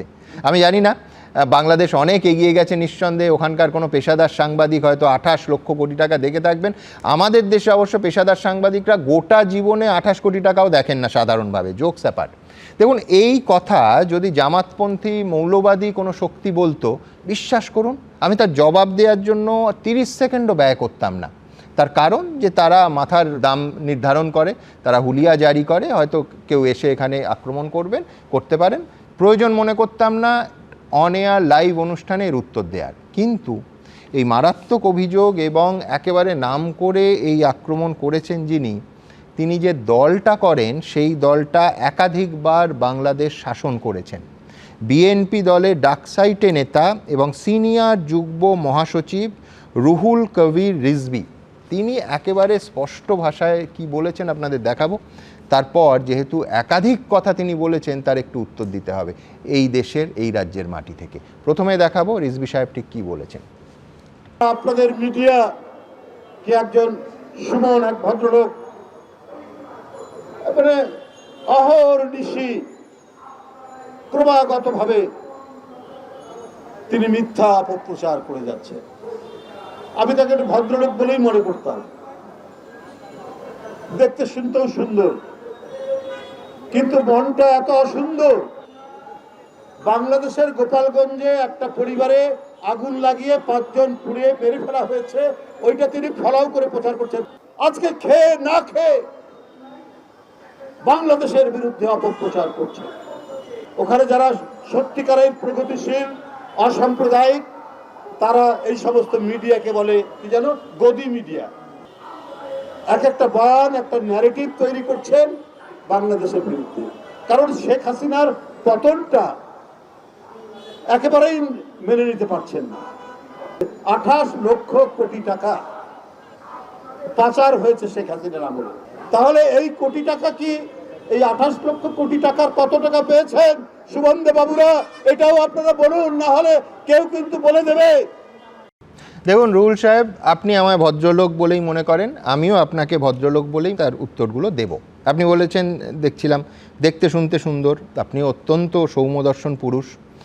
আপনি ভারতের মিডিয়া নিয়ে একটা সার্বিক ছবি আঁকার চেষ্টা করেছেন। একটা অবশ্য সামান্য, আমার ক্ষমা করে দেবেন, আমি বয়সে আপনার থেকে ছোটই হব, অহর্নিশিটা কিন্তু অশুদ্ধ প্রয়োগ। আসল শব্দটা বাংলা ভাষায় অহর্নিশ, আপনি নিশ্চয়ই দেখে নেবেন ভবিষ্যতে। আবার বলছি, আমি ভদ্রলোক হিসেবে আপনার জবাবটা ফেরত দেব। প্রথম কথা, আপনি এত সহজে এবিপি আনন্দকে এই হাসিনাপন্থী বলে দাগিয়ে দিতে পারবেন না। রুহুল সাহেব, আপনাকে আমি মনে করিয়ে দেব যে আওয়ামী লীগের নির্বাচনের সময় প্রহসন হয়েছে ভারতীয় মিডিয়ার মধ্যে সম্ভবত একমাত্র এবিপি আনন্দ আমরা পরিষ্কার বলি যে গণতন্ত্রের কোথাও কণ্ঠরোধ হচ্ছে। আদর্শ নির্বাচনের এটা ছবি নয়। কোন সময়? যখন শেখ হাসিনা বাংলাদেশের রাষ্ট্রপ্রধান, যখন আপনারা বিরোধী দল, তখন আপনারা কি ভাবছেন, শেখ হাসিনা কি ভাবছেন আমরা ভাবিনি। আমাদের প্রতিনিধি একাধিক নির্বাচনে বৈধ পাসপোর্ট নিয়ে সেটা কভার করতে গেছে। সেই ছবি দেখে আমাদের মনে হয়েছে এটা গণতন্ত্রের বা গণতান্ত্রিক দেশের একটি নির্বাচনের আদর্শ ছবি নয়। আমরা পরিষ্কারভাবে বলেছি, পৃথিবী জোড়া এবিপি আনন্দের দর্শকদের সামনে তুলে ধরেছি যে হাসিনা বিরোধী যে আন্দোলন চলছিল যখন, তার একেবারে সত্যিকারের ছবি। এবং যখন সেই আন্দোলন চলছে আরও একবার দর্শকদের মনে করিয়ে দিয়েছি এই অনুষ্ঠানে আমার সহকর্মী কৃষ্ণেন্দু অধিকারীকে এনে, যে বাংলাদেশের নির্বাচনটা যিনি কভার করেছেন নিজে মুখে তিনি কি বলছেন, বাংলাদেশের নির্বাচন হয়েছে না নির্বাচনের নামে প্রহসন হয়েছে। আই রিপিট, রুহুল সাহেব সম্ভবত একমাত্র ভারতীয় চ্যানেল যারা এই ছবিটা তুলে ধরার সাহস দেখিয়েছে। আমি একবার দেখব কৃষ্ণেন্দুর সঙ্গে এই অনুষ্ঠানে সেই সংলাপ। আমি দ্রুত একবার আমার সহকর্মী কৃষ্ণেন্দু অধিকারীর কাছে যাব। কৃষ্ণেন্দু, তুমি দুটো ভোট বা এক্সটেন্সিভলি কভার করেছো, কতটা ফ্রি মুভমেন্ট ছিল কৃষ্ণেন্দু বাংলাদেশে ভোটের সময়, কি দেখেছিলে? দেখো, স্পষ্ট করে বললে ছিল না, কারণ আমরা যখন এয়ারপোর্ট থেকে নামলাম প্রথমেই একটা সিম কার্ড ধরিয়ে দেওয়া হলো, গ্রামীণ সিম কার্ড, সেটা ব্যবহার করতে হবে। এবং বেশ কিছু আওয়ামী লীগের যারা সদস্য, যারা আধিকারিক, তারা একদম রিসিভ করে আমাদের তো যত্ন করে গাড়িতে তুলে দিলেন, কোন হোটেলে থাকতে হবে, কোন হোটেলে থাকছো, হোটেল আদৌ নেওয়া হয়েছে কিনা, মানে যাবতীয় একটা নজরদারি এয়ারপোর্টে, ঢাকা এয়ারপোর্ট থেকে শুরু হয়ে গেল। এবং তারপর একটা পুলিশ এসে বলল যে আমাদের তারা সাহায্য করতে চায়, আমরা রিফিউজ করলাম। তারপর পরে আমরা বুথে ঢুকতে গিয়ে দেখলাম পরের দিন আর বুথে ঢুকতে পারলাম না। অর্থাৎ যে পুলিশ সাহায্য করার জন্য দেওয়া হয়েছিল, যে একজন বিদেশি সাংবাদিক যাচ্ছে, ওরা বিদেশি সাংবাদিক বলে, বিদেশি সাংবাদিক যাচ্ছে ভোট দেখতে যাবে যাতে কোনো সমস্যা না হয়, কিন্তু দেখা গেল ভোটেই বুথে ঢুকতে পারা গেল না। অর্থাৎ যে একটা গণতন্ত্রে একজন সাংবাদিক সব কিছু দেখবে, এটার একদম পরিসর ছিলই না। আর ভোট যা হয়েছে তাতে প্রহসন বললেই চলে। শেখ হাসিনা একবার ইনভাইট করেছিলেন আমাদের গণভবনে এবং বিদেশি সাংবাদিকদের ইনভাইট করেন, তা গিয়ে কেমন ভোট এলো সবাইকে বলতে দেওয়া হয়। তা আমরা প্রশ্ন করেছিলাম যে এখানে তো বিরোধীই নেই। তখন মানে সব শাসকের যে একরা হয়, তিনি উত্তর দিয়েছিলেন যে আমরা কি বিরোধী জোগাড় করে দেবো প্রার্থী? রাস্তাঘাটে, চায়ের দোকান, আমরা যে হোটেলে থাকছি সেখানকার রিসেপশনিস্ট, মালিক, যে গাড়ি করে যাচ্ছি তার ড্রাইভার, সবাই দেখি একটা তাৎপর্যপূর্ণভাবে সবাই শেখ হাসিনার বিরোধী। আমরা খুব কৌতূহল হলো এত বিরোধী কেন, তাহলে এত ভোটে যেতে কি করে শেখ হাসিনা? কিন্তু আমরা পরপর দুবার গিয়ে মালুম হলো যে যারা শেখ হাসিনার বিরোধিতা করছে তারা ভোটই দেয় না। যারা বিএনপির নেতা তারা কিন্তু ঠিক ভোটের আগে তাদের জেলে রেখে দেওয়া হয়েছে, অর্থাৎ তাদের জামিনও হচ্ছে না। যারা বিরোধী তাদের এখানে অধিকার নেই কার্যত। শাসক যেমন বধির থাকে, তিনি বধিরই থেকেছেন, বাস্তবটা একদম আলাদা ছিল। রুহুল সাহেব, আপনি তো বিএনপি দলেরই সিনিয়র যুগ্ম মহাসচিব, আপনি শুনলেন? আরেকবার কি চালাবো? একেবারে পরিষ্কার ওইখানে, ওই মাটিতে, ওই বাস্তবতায় দাঁড়িয়ে আমরা প্রতিবাদ করলাম যেভাবে তাদের বিএনপি নেতাদের, আপনার দলের নেতাদের জেলে রাখা হচ্ছে এবং সেই জেলে তাদের জামিন দেয়া হচ্ছে না। আজকে ঠিক চিন্ময় কৃষ্ণ দাসের সঙ্গে যেটা হচ্ছে, ঠিক সেইটা যখন আপনাদের দলের নেতাদের সঙ্গে হয়েছে, সেটাও এই ভারতের মাটিতে দাঁড়িয়ে আমরা প্রতিবাদ করেছিলাম। এখানেই শেষ নয়, এরপর যখন ছাত্র আন্দোলন হচ্ছে, উত্তাল বাংলাদেশ, রাজপথে স্বতঃস্ফূর্ত প্রতিবাদ। আমরা বারবার বলেছি যে বাংলাদেশের সরকার, বাংলাদেশের শাসক দল এবং ওই আওয়ামী লীগের যে স্টুডেন্ট উইং, ছাত্রলীগ, তারা যখন ঢাকা বিশ্ববিদ্যালয়ে ঢুকে দিনের পর দিন অত্যাচার চালাচ্ছে, ভাঙচুর চালাচ্ছে, গণতন্ত্রের গলা টিপে ধরছে, রুহুল সাহেব মনে রাখবেন সমানভাবে এই পশ্চিমবঙ্গের মাটিতে দাঁড়িয়ে আমরা তার প্রতিবাদ করেছি। এই এবিপি আনন্দ করেছে, এই সুমন দে যাকে আপনি আজকে নাম করে আক্রমণ করেছেন সেও করেছে। আমার সমস্ত প্যানেলিস্ট, তাদের কাছে আমি কৃতজ্ঞ, তারাও বলেছেন, একেবারে গলা খুলে বলেছেন, মানবাধিকার আর গণতন্ত্র যেখানে আক্রান্ত হবে সেখানে এবিপি আনন্দ রুখে দাঁড়াবে, তারা সরব হবে। সেটা যদি বাংলাদেশে হয় সেখানে, সেটা যদি ভারতবর্ষে হয় সেখানে, যদি পশ্চিমবঙ্গে হয় সেখানে।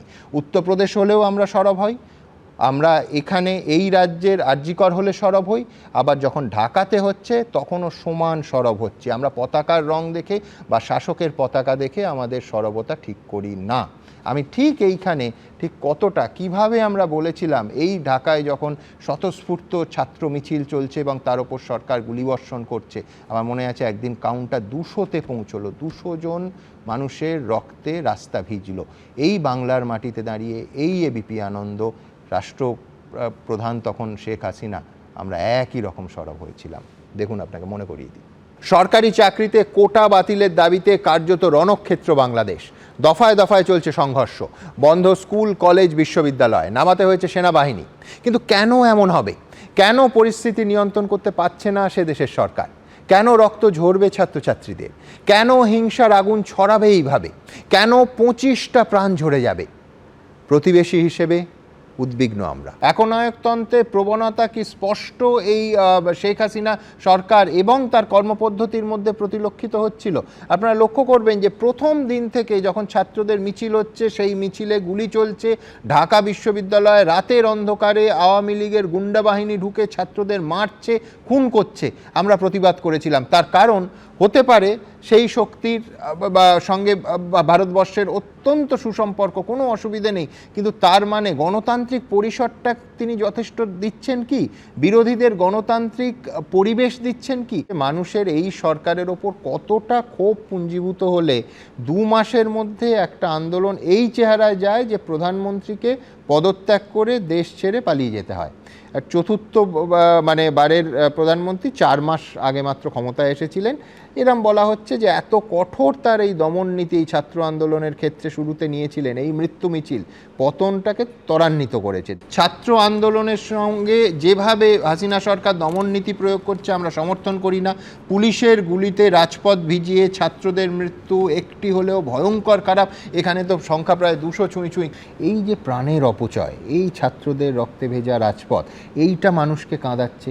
হাসিনা সরকার অত্যন্ত কঠোরভাবে আন্দোলনকারীদের দমানোর চেষ্টা করছেন, অথচ ক্রমশ আন্দোলন বাড়ছে।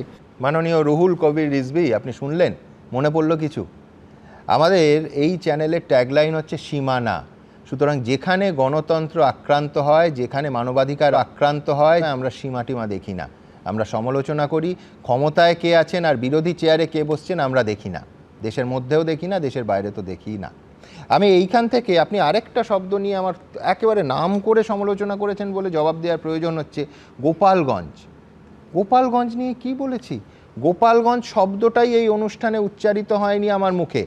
একটা ভিডিও পোস্ট করেছিলেন কলকাতার যিনি ইসকনের প্রধান রাধারমন দাস, তিনি পরিষ্কার, আমি জিজ্ঞেস করেছিলাম, লোকেশন বলিনি, তার স্পষ্ট 2টো কারণ আছে। এক, আমরা জানতাম না লোকেশন এবং আমি নিশ্চিত ছিলাম না।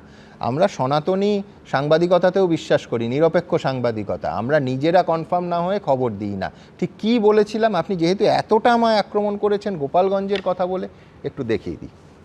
আপনাকে স্বাগত। আমি প্রথমেই যেটা জানতে চাইবো, আপনি সোশ্যাল মিডিয়ায় মারাত্মক একটি খবর এই মুহূর্তে পোস্ট করেছেন, সেটা হচ্ছে একটি হিন্দু পরিবারের 8 জনকে জীবন্ত পুড়িয়ে মারা হয়েছে, কিছু ফুটেজ সহ। একটু যদি ঘটনাটা বলেন। এমনি ভয়াবহ পরিস্থিতি আমরা জানি, আপনাদের বহু ইসকন সেন্টার বন্ধ করে দেওয়া হচ্ছে, এমনকি ইসকনের ভক্তদের ওপর বাংলাদেশি পুলিশ তাদের তুলে নিয়ে যাচ্ছেন, কিন্তু এই ঘটনা তো মারাত্মক। এটা কোথায় ঘটেছে এবং কি খবর আছে আপনার কাছে যদি বলেন? অ্যাকচুয়ালি এরকম অনেক ভিডিও আমাদের পাশে আসছে। রাত্রিবেলা, প্রত্যেক রাত্রিবেলা ওখানে বলা হচ্ছে কি যে যেখানে হিন্দুরা থাকেন, মাইনরিটিসরা থাকে, ওখানে এরকম মব গিয়ে ভাঙচুর করছে, মারধর করছে, আগুন থেকে বাড়িগুলো জ্বালিয়ে দিচ্ছে। তো আমাকে আজকে সকালে একজন পাঠিয়েছেন, ও বলেছেন কি আমার নাম জানাবেন না, কেন কি আমি ও এরিয়াতে থাকি, নাহলে আমার অসুবিধা হবে। তো এরকম আমরা অনেক চিত্র দেখছি, যেটা খুব দুঃখনীয়, খুব শকিং। অ্যাকচুয়ালি এত মেসেজ আসছে কি আমাকে এটা দেখে দেখে আমার শরীর খারাপ হয়ে গেছে। রুহুল সাহেব, শুনলেন? এতটা আক্রমণ করলেন, কোথাও আমায় বলতে শুনলেন? আমি বলছি আপনি হিন্দুত্বের সঙ্গে সাম্প্রদায়িকভাবে যোগ করতে চেষ্টা করলেন। হ্যাঁ রুহুল সাহেব, আমি ব্যক্তিগত বিশ্বাসে আস্তিক, মন্দিরে যাওয়া গর্বিত হিন্দু, মঠ মিশনে যাওয়া গর্বিত হিন্দু, কিন্তু পাশাপাশি আমি আপনার ধর্ম ইসলাম ধর্মের ক্ষেত্রেও সমান শ্রদ্ধাশীল, আমি বৌদ্ধ ধর্মের ক্ষেত্রে সমান শ্রদ্ধাশীল, আমি খ্রিস্টান ধর্মের ক্ষেত্রেও সমান শ্রদ্ধাশীল। আমরা পশ্চিমবঙ্গের শ্রীরামকৃষ্ণের মাটির বাসিন্দা। আমাদের এইভাবে কোনো একটা গণ্ডির মধ্যে আপনি বাঁধতে পারবেন না। ঠিক যেমনভাবে আমরা ওই আরজি করের বোনটার জন্য সরব হই, ঠিক তেমনভাবে রিজওয়ানুর কাণ্ডেও সরব হই। ওখানে কোনো ধর্ম, কোনো ভেদাভেদ আমরা দেখি না। এই ট্যাগটা আপনি এবিপি আনন্দের গায়ে কিন্তু লাগাতে পারবেন না। ভারত এবং বাংলাদেশের বেশ কতগুলো সমস্যা আছে, ব্যবধান আছে, এটা আমরা অস্বীকার করবো না। কিন্তু এই যে কথাবার্তা বলা হচ্ছে ভারত বিরোধী স্লোগান, কলকাতাকে 4 দিনে দখল করবে, এগুলো কিন্তু হাস্যকর। এটা কিন্তু আমরা সবাই এগুলো হেসে উড়িয়ে দিচ্ছি। কিন্তু আমাদের মনে আছে পাকিস্তানি আমলে 1971 সালে, 71 সালের আগে আমরা দেখেছি 1965 সালের যুদ্ধে এবং 1971 সালে পাকিস্তান ভারত যুদ্ধ যখন শুরু হয় 3রা ডিসেম্বর, তখন আমরা দেখেছি অনেক পাকিস্তানে একটা স্লোগান দিত যে তারা দিল্লি দখল করে নেবে। আবার এখন তারা এখানে ফ্রেঞ্চ এলিমেন্টস তাদের কথা বলছি, এরা বলছে কলকাতা দখল করে নেবে। এগুলো তো সিরিয়াস ব্যাপার না। এগুলো আমার মনে হয় যে আমাদের জনগণ তো এগুলো হেসে উড়ে দিচ্ছেন। কিন্তু যেটা আমাদের করণীয় এখন, যে ভারত বিরোধী যে আন্দোলন বা কার্যকলাপ লিপ্ত আছেন, যারা এগুলো এই কাজে লিপ্ত আছেন, তাদেরকে দমন করা দরকার। একই সাথে আমাদের এটাও দেখতে হবে যে দুই দেশে, উভয় দেশে, বিশেষ করে পশ্চিমবঙ্গে এবং বাংলাদেশে যে উত্তেজনা, এই উত্তেজনা তো প্রশমন করতে হবে। আর আবার বলবো যে যারা ভারত বিরোধী আন্দোলন করছে, ভারতীয় শাড়ি পরাচ্ছেন, এরা কিন্তু হাসির পাত্র হয়ে যাচ্ছেন। এর আগে শান্তিরক্ষী বাহিনীর প্রস্তাব নিয়ে মমতা বন্দ্যোপাধ্যায়কে আক্রমণ করেন বিএনপি নেতা Rizvi. Government of India can take up the matter with the United Nations so that they can send the peacekeeping force in Bangladesh and they can rescue all people from Bangladesh. এটা আমার submission থাকলো, আমার request থাকলো। আপনি মমতা ব্যানার্জি, আপনাকে আমরা জানতাম ধর্মনিরপেক্ষ মানুষ, অসাম্প্রদায়িক মানুষ মানবতাবাদী হয়, এইটা আপনারা জানতাম। কিন্তু আপনাদের অত্যন্ত গভীরে যে কট্টর হিন্দুত্ববাদী লুকিয়ে থাকে সেটা দেখলাম যখন আপনি বললেন যে বাংলাদেশে জাতিসংঘের শান্তিরক্ষী পাঠানো দরকার। কি কারণে আপনি শান্তিরক্ষী বাহিনী পাঠান? আপনি অন্য দেশে কিভাবে এটা আপনি এই কথা বলতে পারেন? বাংলাদেশের যে রাজনৈতিক নেতারা ভারতের বিরুদ্ধে সবথেকে বেশি বিষোদ্গার করছেন, তার মধ্যে অন্যতম বিএনপির সিনিয়র যুগ্ম মহাসচিব রুহুল কবির রিজভী। যদিও তার নিজের দেশের লোকজনই সে কথা কানে তুলছেন না। রিজভী ভারতীয় পণ্য বর্জনের ডাক দিলেও কলকাতায় চুটে কেনাকাটা করতে দেখা গেছে বাংলাদেশের নাগরিকদের। রিজভী বাংলাদেশের চিকিৎসা ব্যবস্থার ভূয়সী প্রশংসা করলে তাতেও কর্ণপাত করছেন না তার দেশের নাগরিকরা। তাদের পছন্দ সেই কলকাতার হাসপাতাল। সম্প্রতি সাংবাদিক বৈঠক থেকে রুহুল কবির রিজভী প্রশ্ন তুলেছিলেন, ভারতে না গেলে বাংলাদেশের মানুষ কি চিকিৎসা পাবে না, ওষুধ পাবে না? অথচ বাংলাদেশেরই নারায়ণগঞ্জের বাসিন্দা আব্দুল জব্বারের সুর একেবারে উল্টো। বাংলাদেশ থেকে এসে মায়ের কিডনির চিকিৎসা করিয়ে জব্বার বলছেন, এখানকার ব্যবস্থাপনা থেকে ওষুধ সবই ঢের ভালো। মূলত চিকিৎসাটা ভালো, এর জন্য মেডিসিনটা ভালো পাওয়া যায়। বর্ষা তো বলতে গেলে যেহেতু বর্ষা করিয়ে দিয়ে এখানে আসছি, ইন্ডিয়া দিয়ে আসছি, যে আমার বাংলাদেশ থেকে ভালো মনে করছি, এই জন্য এখানে আসছি। 3 মাস বা 6 মাস পর পরে আসছি ওনাকে চেক আপ করানোর জন্য। ঢাকার বাসিন্দা আদনান মোহাম্মদ তো রুহুল কবির রিজভীর মন্তব্য প্রায় ফুৎকারে উড়িয়ে দিয়েছেন।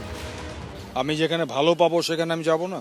ইন্ডিয়া ভারতবর্ষে যে প্যাথোলজিতে যে একটা বিপ্লব ঘটিয়েছেন আপনারা, সেটা আমাদের দেশে এত ডেভেলপমেন্ট হয় নাই। ঢাকার বাসিন্দা মোহাম্মদ সেলিম 10-12 দিন আগে কলকাতা এসেছিলেন চিকিৎসা করাতে। রুহুল কবির রিজভীর কথা শুনলেও তাতে কোনো গুরুত্বই দিচ্ছেন না। আজকে 10-12 দিন, 10-12 দিন, যার যার মনের ইচ্ছা। আমি কলকাতা করলাম না ঢাকা করলাম, এটা তো আমার ইচ্ছা। একদিকে বাংলাদেশের নাগরিকরা কলকাতার চিকিৎসা ব্যবস্থার ভূয়সী প্রশংসা করছেন, অন্যদিকে এই দিনই বাংলাদেশি সংখ্যালঘুদের ওপর আক্রমণ নিয়ে ফের মুখ খুললেন মমতা বন্দ্যোপাধ্যায়। আদৌ মোহাম্মদ ইউনূস কি সমস্যা সমাধান করতে চাইছেন? আমি প্রথমেই একদম পরিষ্কার বলছি, আমার কখনো মনে হয়নি মোহাম্মদ ইউনূস নোবেল লরিয়েট। সেই জায়গাটা সম্পর্কে আমি আলোচনা করতে চাই না। নিশ্চয়ই তার সেই যোগ্যতা আছে, তবে ওনার পুরস্কারটা ছিল শান্তির জন্য। আমার মনে হয় ওনার এখন দেখে মনে হচ্ছে ওনাকে নোবেল প্রাইজ আরেকবার দেওয়া উচিত অশান্তির জন্য। এবং কখনো মনে হয়নি যে উনি এটা সলভ করতে চান। উনি আসার পর থেকে আমরা যদি সে আগের দৃশ্যগুলো দেখি, উনি যখন জয়েন করলেন বিদেশ থেকে এসে, যেভাবে মানুষকে মেরে ঝোলানো হচ্ছে, সে হিন্দু মুসলিম আমি জানি না, সেই সমস্ত ছবি তালিবানকেও আমি ধর্ম তো পরে আমি পয়েন্টে বলছি। এবং ইউনূসের এটা জানা উচিত ইউনুস বাংলাদেশের ভালো করছেন না, বাঙালির ভালো করছেন না, উনি প্র্যাকটিক্যালি বাঙালির ক্ষতি করছেন। আমি বাঙালি বলছি বৃহত্তর স্বার্থে।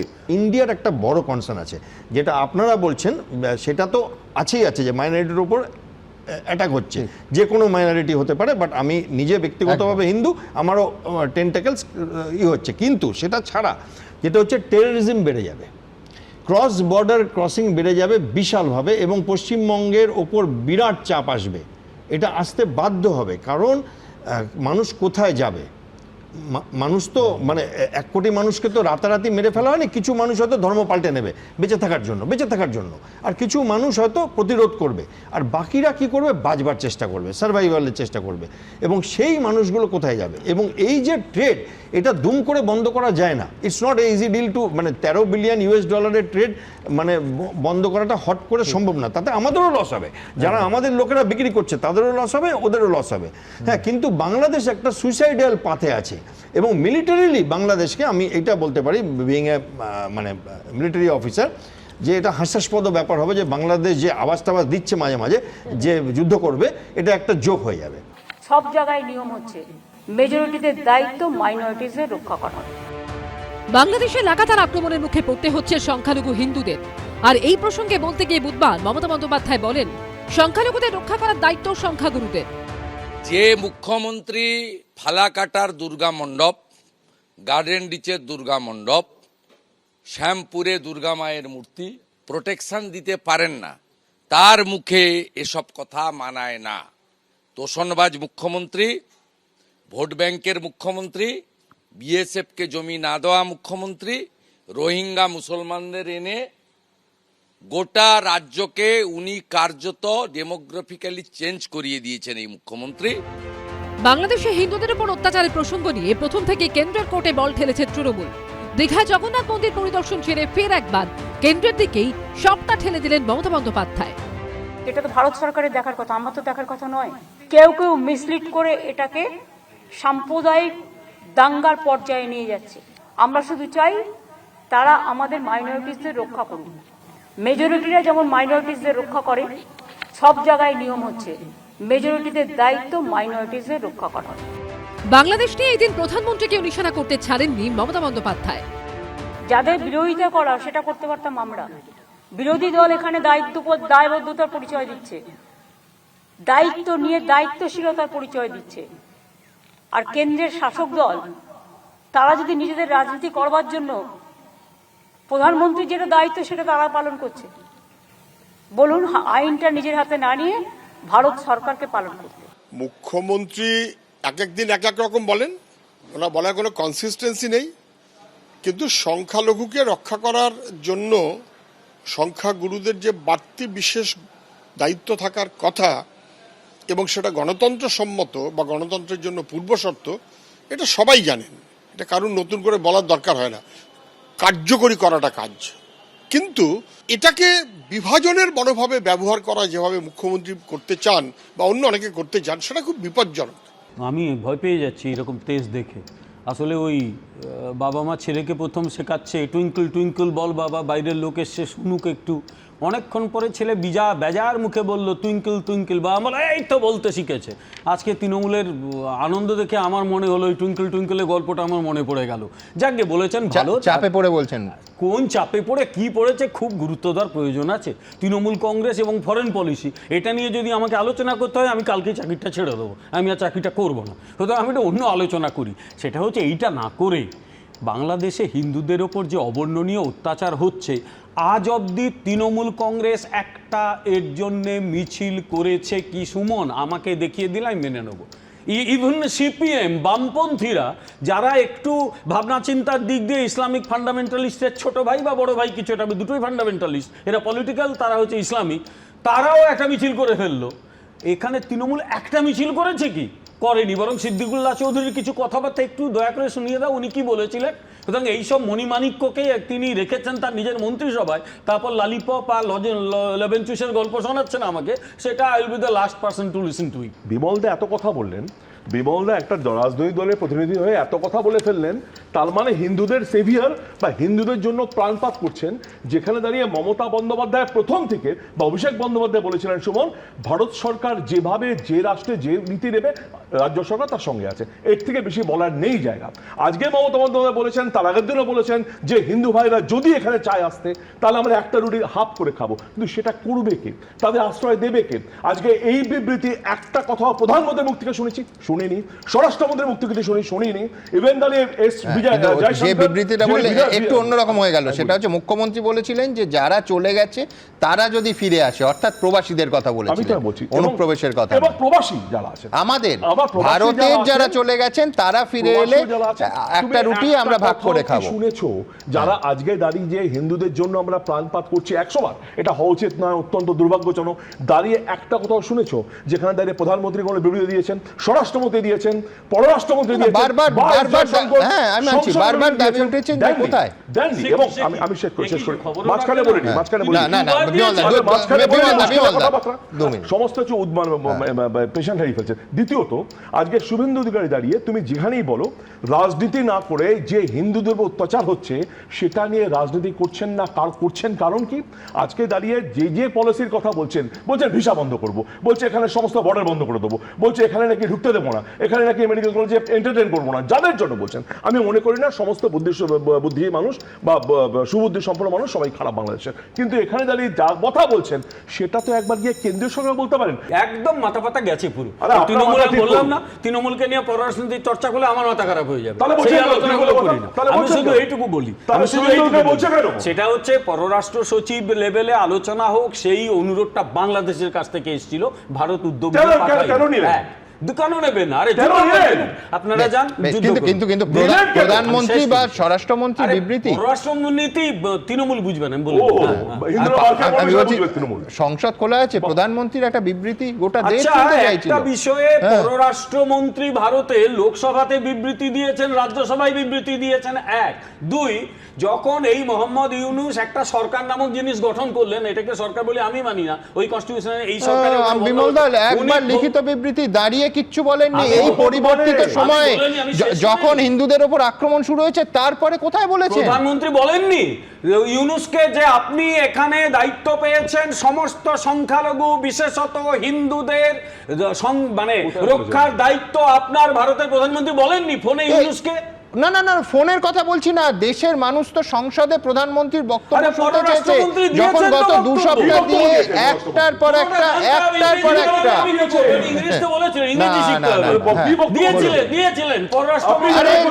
দিয়েছি, তা নিয়ে আমরা আলোচনা করেছি, পররাষ্ট্র দপ্তরের অফিসিয়াল প্রেস রিলিজের কথা বলছি না বিমলদা। আমি আবার বলছি, ভারতের পররাষ্ট্রমন্ত্রী সংসদে 2টি কক্ষে যথেষ্ট জোরালো, আবার বলছি বিমলদা, হাসিনা সরকারের পতন হওয়ার পর একটা বিবৃতি দিয়েছিলেন। আমি বলছি হিন্দুদের ওপর আক্রমণ, স্পেসিফিক আক্রমণ শুরু হওয়ার পর কোন বিবৃতির প্রধানমন্ত্রীর তরফে আসেনি। প্রধানমন্ত্রীর কথা বিদেশ মন্ত্রক এক পাতার একটা লিখিত বিবৃতি হয়েছিল, 3 ঘন্টার মধ্যে বাংলাদেশ সরকার তার আরো কড়া জবাব দিয়েছে। বাংলাদেশ তো তার জবাব দেবে, ভারতবর্ষ শুধু বয়ানবাজি রাজনীতি করতে হবে। মুশকিল হচ্ছে তৃণমূলে আবার ব্যাপার আছে, কথাই বলতে এদের তো বয়ানবাজি আছে, মুখে বড় বড় কথা, কাজটা কিছু করে না। আমাদেরও তো কাজটা করতে হবে, কারণ এই অঞ্চলে বাংলাদেশে যা ঘটছে সেটা বেশি দিন ঘটতে দেওয়া যায় না। আর বাংলাদেশে বাংলাদেশে যা ঘটছে ওরা জানে যে আগামী জানুয়ারি মাস থেকে ইন্টারন্যাশনাল পলিটিক্স চেঞ্জ হচ্ছে, ফলে আগামী দিনে সমস্যা। আমি বলছি বিমলদা দূরবীনে দেখার চেষ্টা করছেন যে 20 তারিখ আমেরিকার রাষ্ট্রপতি হিসেবে ট্রাম্প শপথ নেবেন, তারপর আন্তর্জাতিক ক্ষেত্রে ছবিটা পাল্টাবে। অক্ষয় তৃতীয়ার দিন এটা উদ্বোধন হবে এবং এবারে প্রথম রথযাত্রা হবে। পুরীর আদলে দীঘায় জগন্নাথ মন্দির, আগামী অক্ষয় তৃতীয়ায় মন্দিরের উদ্বোধন হবে। আগামী বছর নতুন মন্দিরে ধুমধাম করে পালিত হবে রথযাত্রাও। দীঘায় জগন্নাথ মন্দির পরিদর্শন করে ঘোষণা করলেন মুখ্যমন্ত্রী। পুরীর সাথে নিশ্চয়ই আমরা তুলনা করব না, ওদেরটা রাজারা করেছেন দীর্ঘদিন আগে, আমাদের এটা আমরা সরকারের পক্ষ থেকে করছি, টোটাল টাকাটাই সরকারি। এখনো পর্যন্ত প্রায় 250 কোটি টাকা খরচা করেছি। ওটা জগন্নাথ মন্দির নয়, জগন্নাথ মন্দির নয়, সরকারি টাকায় মন্দির মসজিদ গির্জা কিছু করা যায় না, গুরুদ্বারা করা যায় না। ওইটার নাম হচ্ছে শ্রী জগন্নাথ ধাম কালচারাল সেন্টার। আর পুরী ধাম 4 ধামের এক ধাম। পুরী ধামকে নকল করলে হিন্দু মেনে নেবে না, হিন্দু মেনে নেবে না। দৈতাপতিজিকে নিয়ে আসবো, দীঘা সহ মেদিনীপুরে ধর্মসভা করে মমতার ভণ্ডামির মুখোশ খুলবো। আর ওটা মন্দির নয়, ওটা কালচারাল সেন্টার। বাংলাদেশের লাগাতার অশান্তি, ইসকন ভক্তদের উপর হামলা, সন্ন্যাসী চিন্ময় কৃষ্ণ দাসের গ্রেফতারির মধ্যেই তাৎপর্যপূর্ণভাবে দীঘার জগন্নাথ মন্দিরের ট্রাস্টি বোর্ডে ইসকনকে রাখার সিদ্ধান্ত নিয়েছেন মমতা বন্দ্যোপাধ্যায়। আমরা একটা ট্রাস্টি তৈরি করেছি চিফ সেক্রেটারির নেতৃত্বে। তাতে জেলা শাসক, এসপি, সনাতন ধর্মের যে সভাধিপতি, ইসকনের যে পশ্চিমবাংলার চার্জে রাধারমণ বাবু আছেন। ট্রাস্টি বোর্ডের নেতৃত্বে থাকবেন মুখ্য সচিব, থাকবেন ইসকনের একাধিক প্রতিনিধি, সনাতন ধর্মের সভাধিপতি, দীঘার জগন্নাথ মন্দিরের পুরোহিত, থাকবেন পূর্ব মেদিনীপুরের জেলা শাসক, পুলিশ সুপার। তারাই মন্দির পরিচালনার কাজ করবেন। মুখ্যমন্ত্রী জানিয়েছেন আগামী রথযাত্রায় দীঘায় থাকবেন তিনি, সঙ্গে থাকবেন ইসকন কলকাতার ভাইস প্রেসিডেন্ট রাধারমণ দাস। এবার যে সোজা রথ হবে, প্রথমবার বলে আমাকে এখানে উপস্থিত থাকতে হবে। আমি প্রতিবার ইসকনের রথটা উদ্বোধন করি, আমি এবার উল্টো রথে ওদের ওখানে যাব এবং রাধারমণ বাবুও চলে আসবেন। রথযাত্রা উপলক্ষে সোনার ঝাড়ুর জন্য নিজের ব্যাংক অ্যাকাউন্ট থেকে 5 লক্ষ টাকা দেওয়ার কথা ঘোষণা করেছেন মমতা বন্দ্যোপাধ্যায়। সেই ঝাড়ু নির্মাণের দায়িত্ব দেওয়া হয়েছে ইসকনকে। রথযাত্রায় একটা সোনার ঝাড়ু থাকে, আপনারা জানেন, ওপরটা চন্দন কাঠের থাকে, নিচেটা কিছু সোনার ডাস্ট মেশানো নানা রকম থাকে। ওইটা আমি আমার পার্সোনাল অ্যাকাউন্ট থেকে, আমার কন্ট্রিবিউশন থেকে আমি 5 লাখ টাকা দেব। কাজে ওটাও ইসকন তৈরি করবে। আমার লজ্জা লেগেছে মাননীয় রাধারমণ দাসজিকে দেখে। শ্রীলা প্রভুপাদ ইসকন তৈরি করেছেন শ্রী চৈতন্যদেবের ভাবধারায়।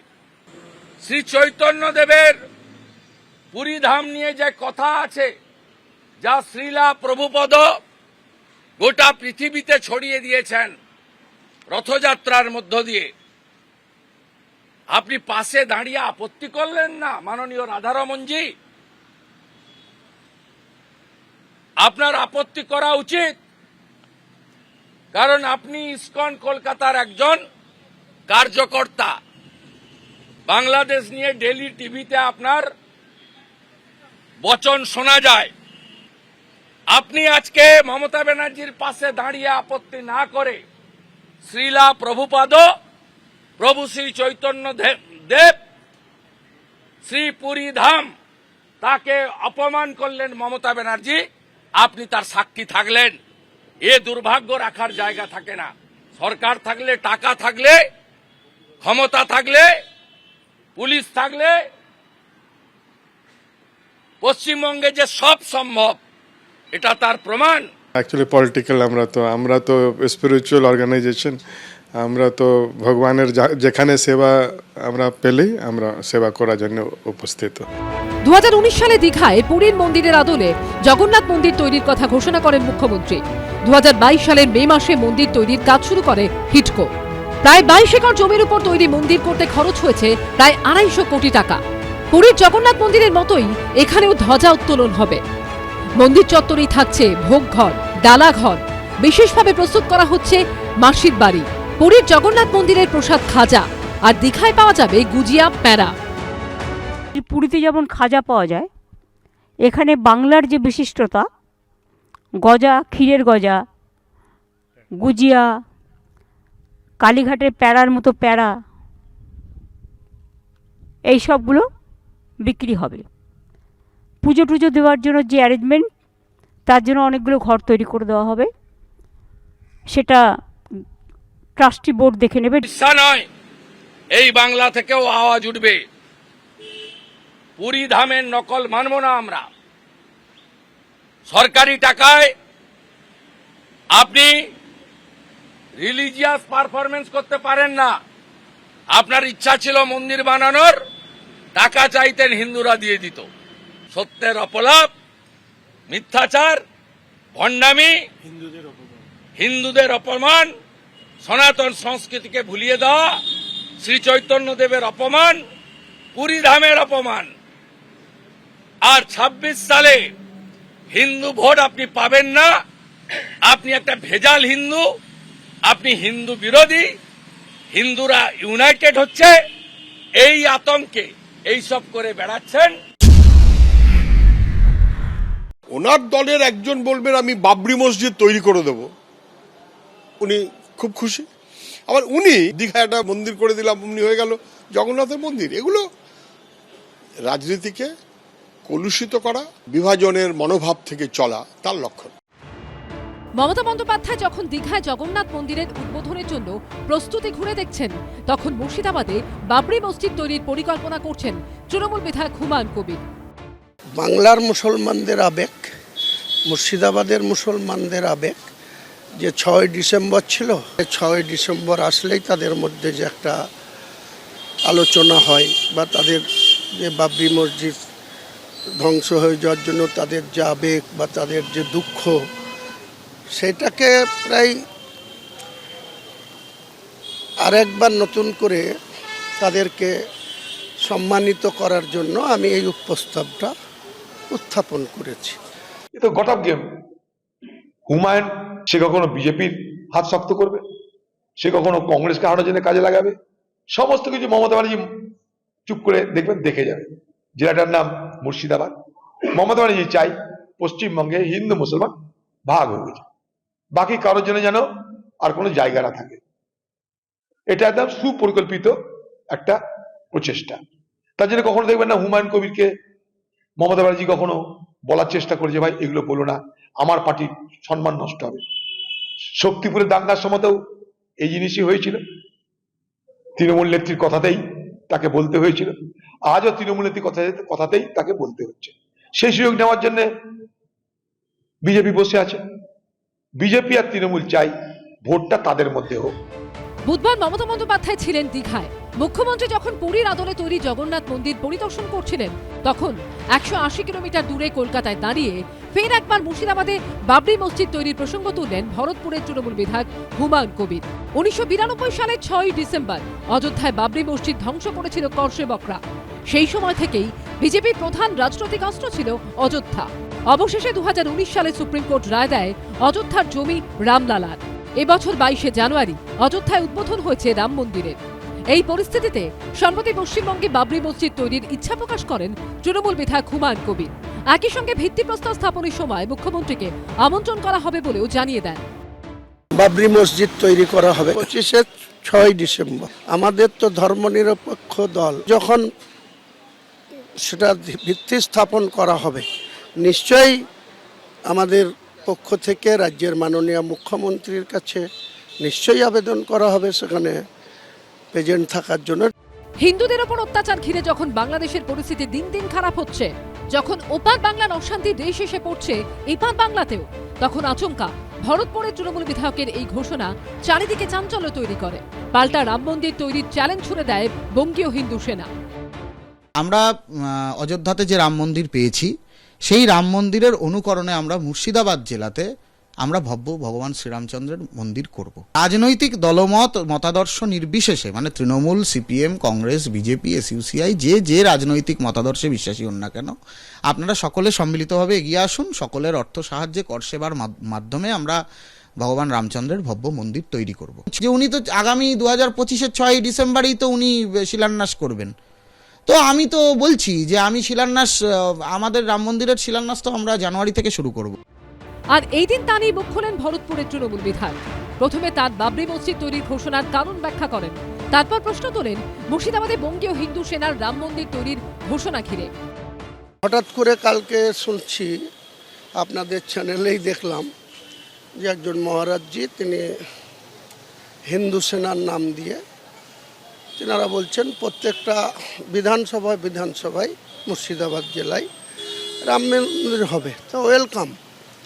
রাম মন্দির কোথাও ব্লকে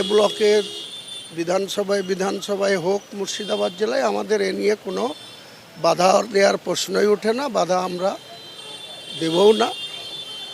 আমি শুধু একটাই প্রশ্ন তুলছি মহারাজজিকে যে আপনারা 22শে জানুয়ারি ঘটা করে অযোধ্যায় রাম মন্দির প্রতিষ্ঠিত হওয়ার পর আপনাদের এই মুর্শিদাবাদ জেলায় বিধানসভা ওয়াইজ রাম মন্দির প্রতিষ্ঠিত করতে, সেটার সামনে আনতে হুমায়ুন কবিরের ঘোষণার পরে কেন ঘোষণা হচ্ছে? আগে থেকে তো আপনাদের এই পরিকল্পনাটা আপনারা মানুষের সামনে আনতে পারতেন। কথা শুনুন, পশ্চিমবঙ্গটাই ডুবছে এই তৃণমূল কংগ্রেস এবং বামেদের কারণে। আর সেই ডোবার মধ্যে যদি কেউ এটা ভেবে থাকেন যে মুসলিম জনগোষ্ঠীর কোনো উন্নতি হচ্ছে, কোনো উন্নতি হচ্ছে না। আসলে তৃণমূল এবং বাম মুসলিমদেরকে শুধু ভোট ব্যাংক হিসেবে ভাবে। একমাত্র ভারতীয় জনতা পার্টি সামগ্রিকভাবে ভারত এবং ভারতের নাগরিকদের তাদের উন্নতির কথা ভাবে। বাবরি মসজিদ তো একটা ইতিহাস। একটা কোনো মসজিদ করে দিলে সেটা বাবরি মসজিদ হয় না, যেমন কোথাও একটা কোনো মন্দির করে দিলে সেটা এমনি জগন্নাথের ইতিহাস তার সঙ্গে যুক্ত হয়ে যায় না। হুমায়ুন তার বাবার নাম ছিল বাবর, ইতিহাসের মোগল সাম্রাজ্যের। হুমায়ুন কবিরের বাবার নাম বাবর ছিল কিনা আমি জানি না, কিন্তু বাবরের নামে মসজিদ, তবে গিয়ে বাবরি মসজিদ। মুর্শিদাবাদের মসজিদ হলেই বাবরি মসজিদ হয়ে যায়। বাংলাদেশে একদিকে যখন হিন্দুদের উপর অত্যাচার চলছে, তখন মুছে ফেলার চেষ্টা হচ্ছে ইতিহাসও। এমনকি যে জয় বাংলা স্লোগান দিয়ে পাকিস্তান সেনার বিরুদ্ধে পূর্ব পাকিস্তানের হাজার হাজার তরুণ তরুণী লড়েছিলেন, সেই স্লোগানও বাংলাদেশে দেওয়া এখন কার্যত অপরাধ। বাংলাদেশে এখন খুব উত্তেজনা সোশ্যাল মিডিয়াতে এবং অন্যান্য ক্ষেত্রে। আমরা দেখছি জয় বাংলার পক্ষে লক্ষ লক্ষ মানুষ তাদের বক্তব্য রাখছেন। তো এই আমাদের মোট কথা যেটা এখানে বলা যায় সেটা হচ্ছে এই বর্তমান সরকারের অধীনে, সরকার তো অনির্বাচিত সরকার এবং এই সরকারের সাংবিধানিক ভিত্তি নেই। আপনারা জানেন কেয়ারটেকার সরকার পদ্ধতি 2011 সালে বাতিল করা হয়েছে। তো যাই হোক, এরা সরকার গঠন করেছে, কিন্তু এই সরকারের আসার পর, ক্ষমতায় আসার পর যেটা আমরা দেখছি যে আমাদের ইতিহাসের উপর আক্রমণ করা হয়েছে। আমাদের যে মুক্তিযুদ্ধের ইতিহাস, এই জয় বাংলার কথা বললাম, মুক্তিযুদ্ধে যে 30 লক্ষ বাঙালি আত্মাহুতি দিয়েছেন, বঙ্গবন্ধুর অবদান, বঙ্গবন্ধু জাতির জনক বঙ্গবন্ধু শেখ মুজিবুর রহমানের ছবি কিছুদিন আগে বঙ্গভবন, যেখানে আমাদের রাষ্ট্রপতি থাকেন, রাষ্ট্রপতির দপ্তর এবং নিবাস, সেখান থেকে নামানো হয়েছে।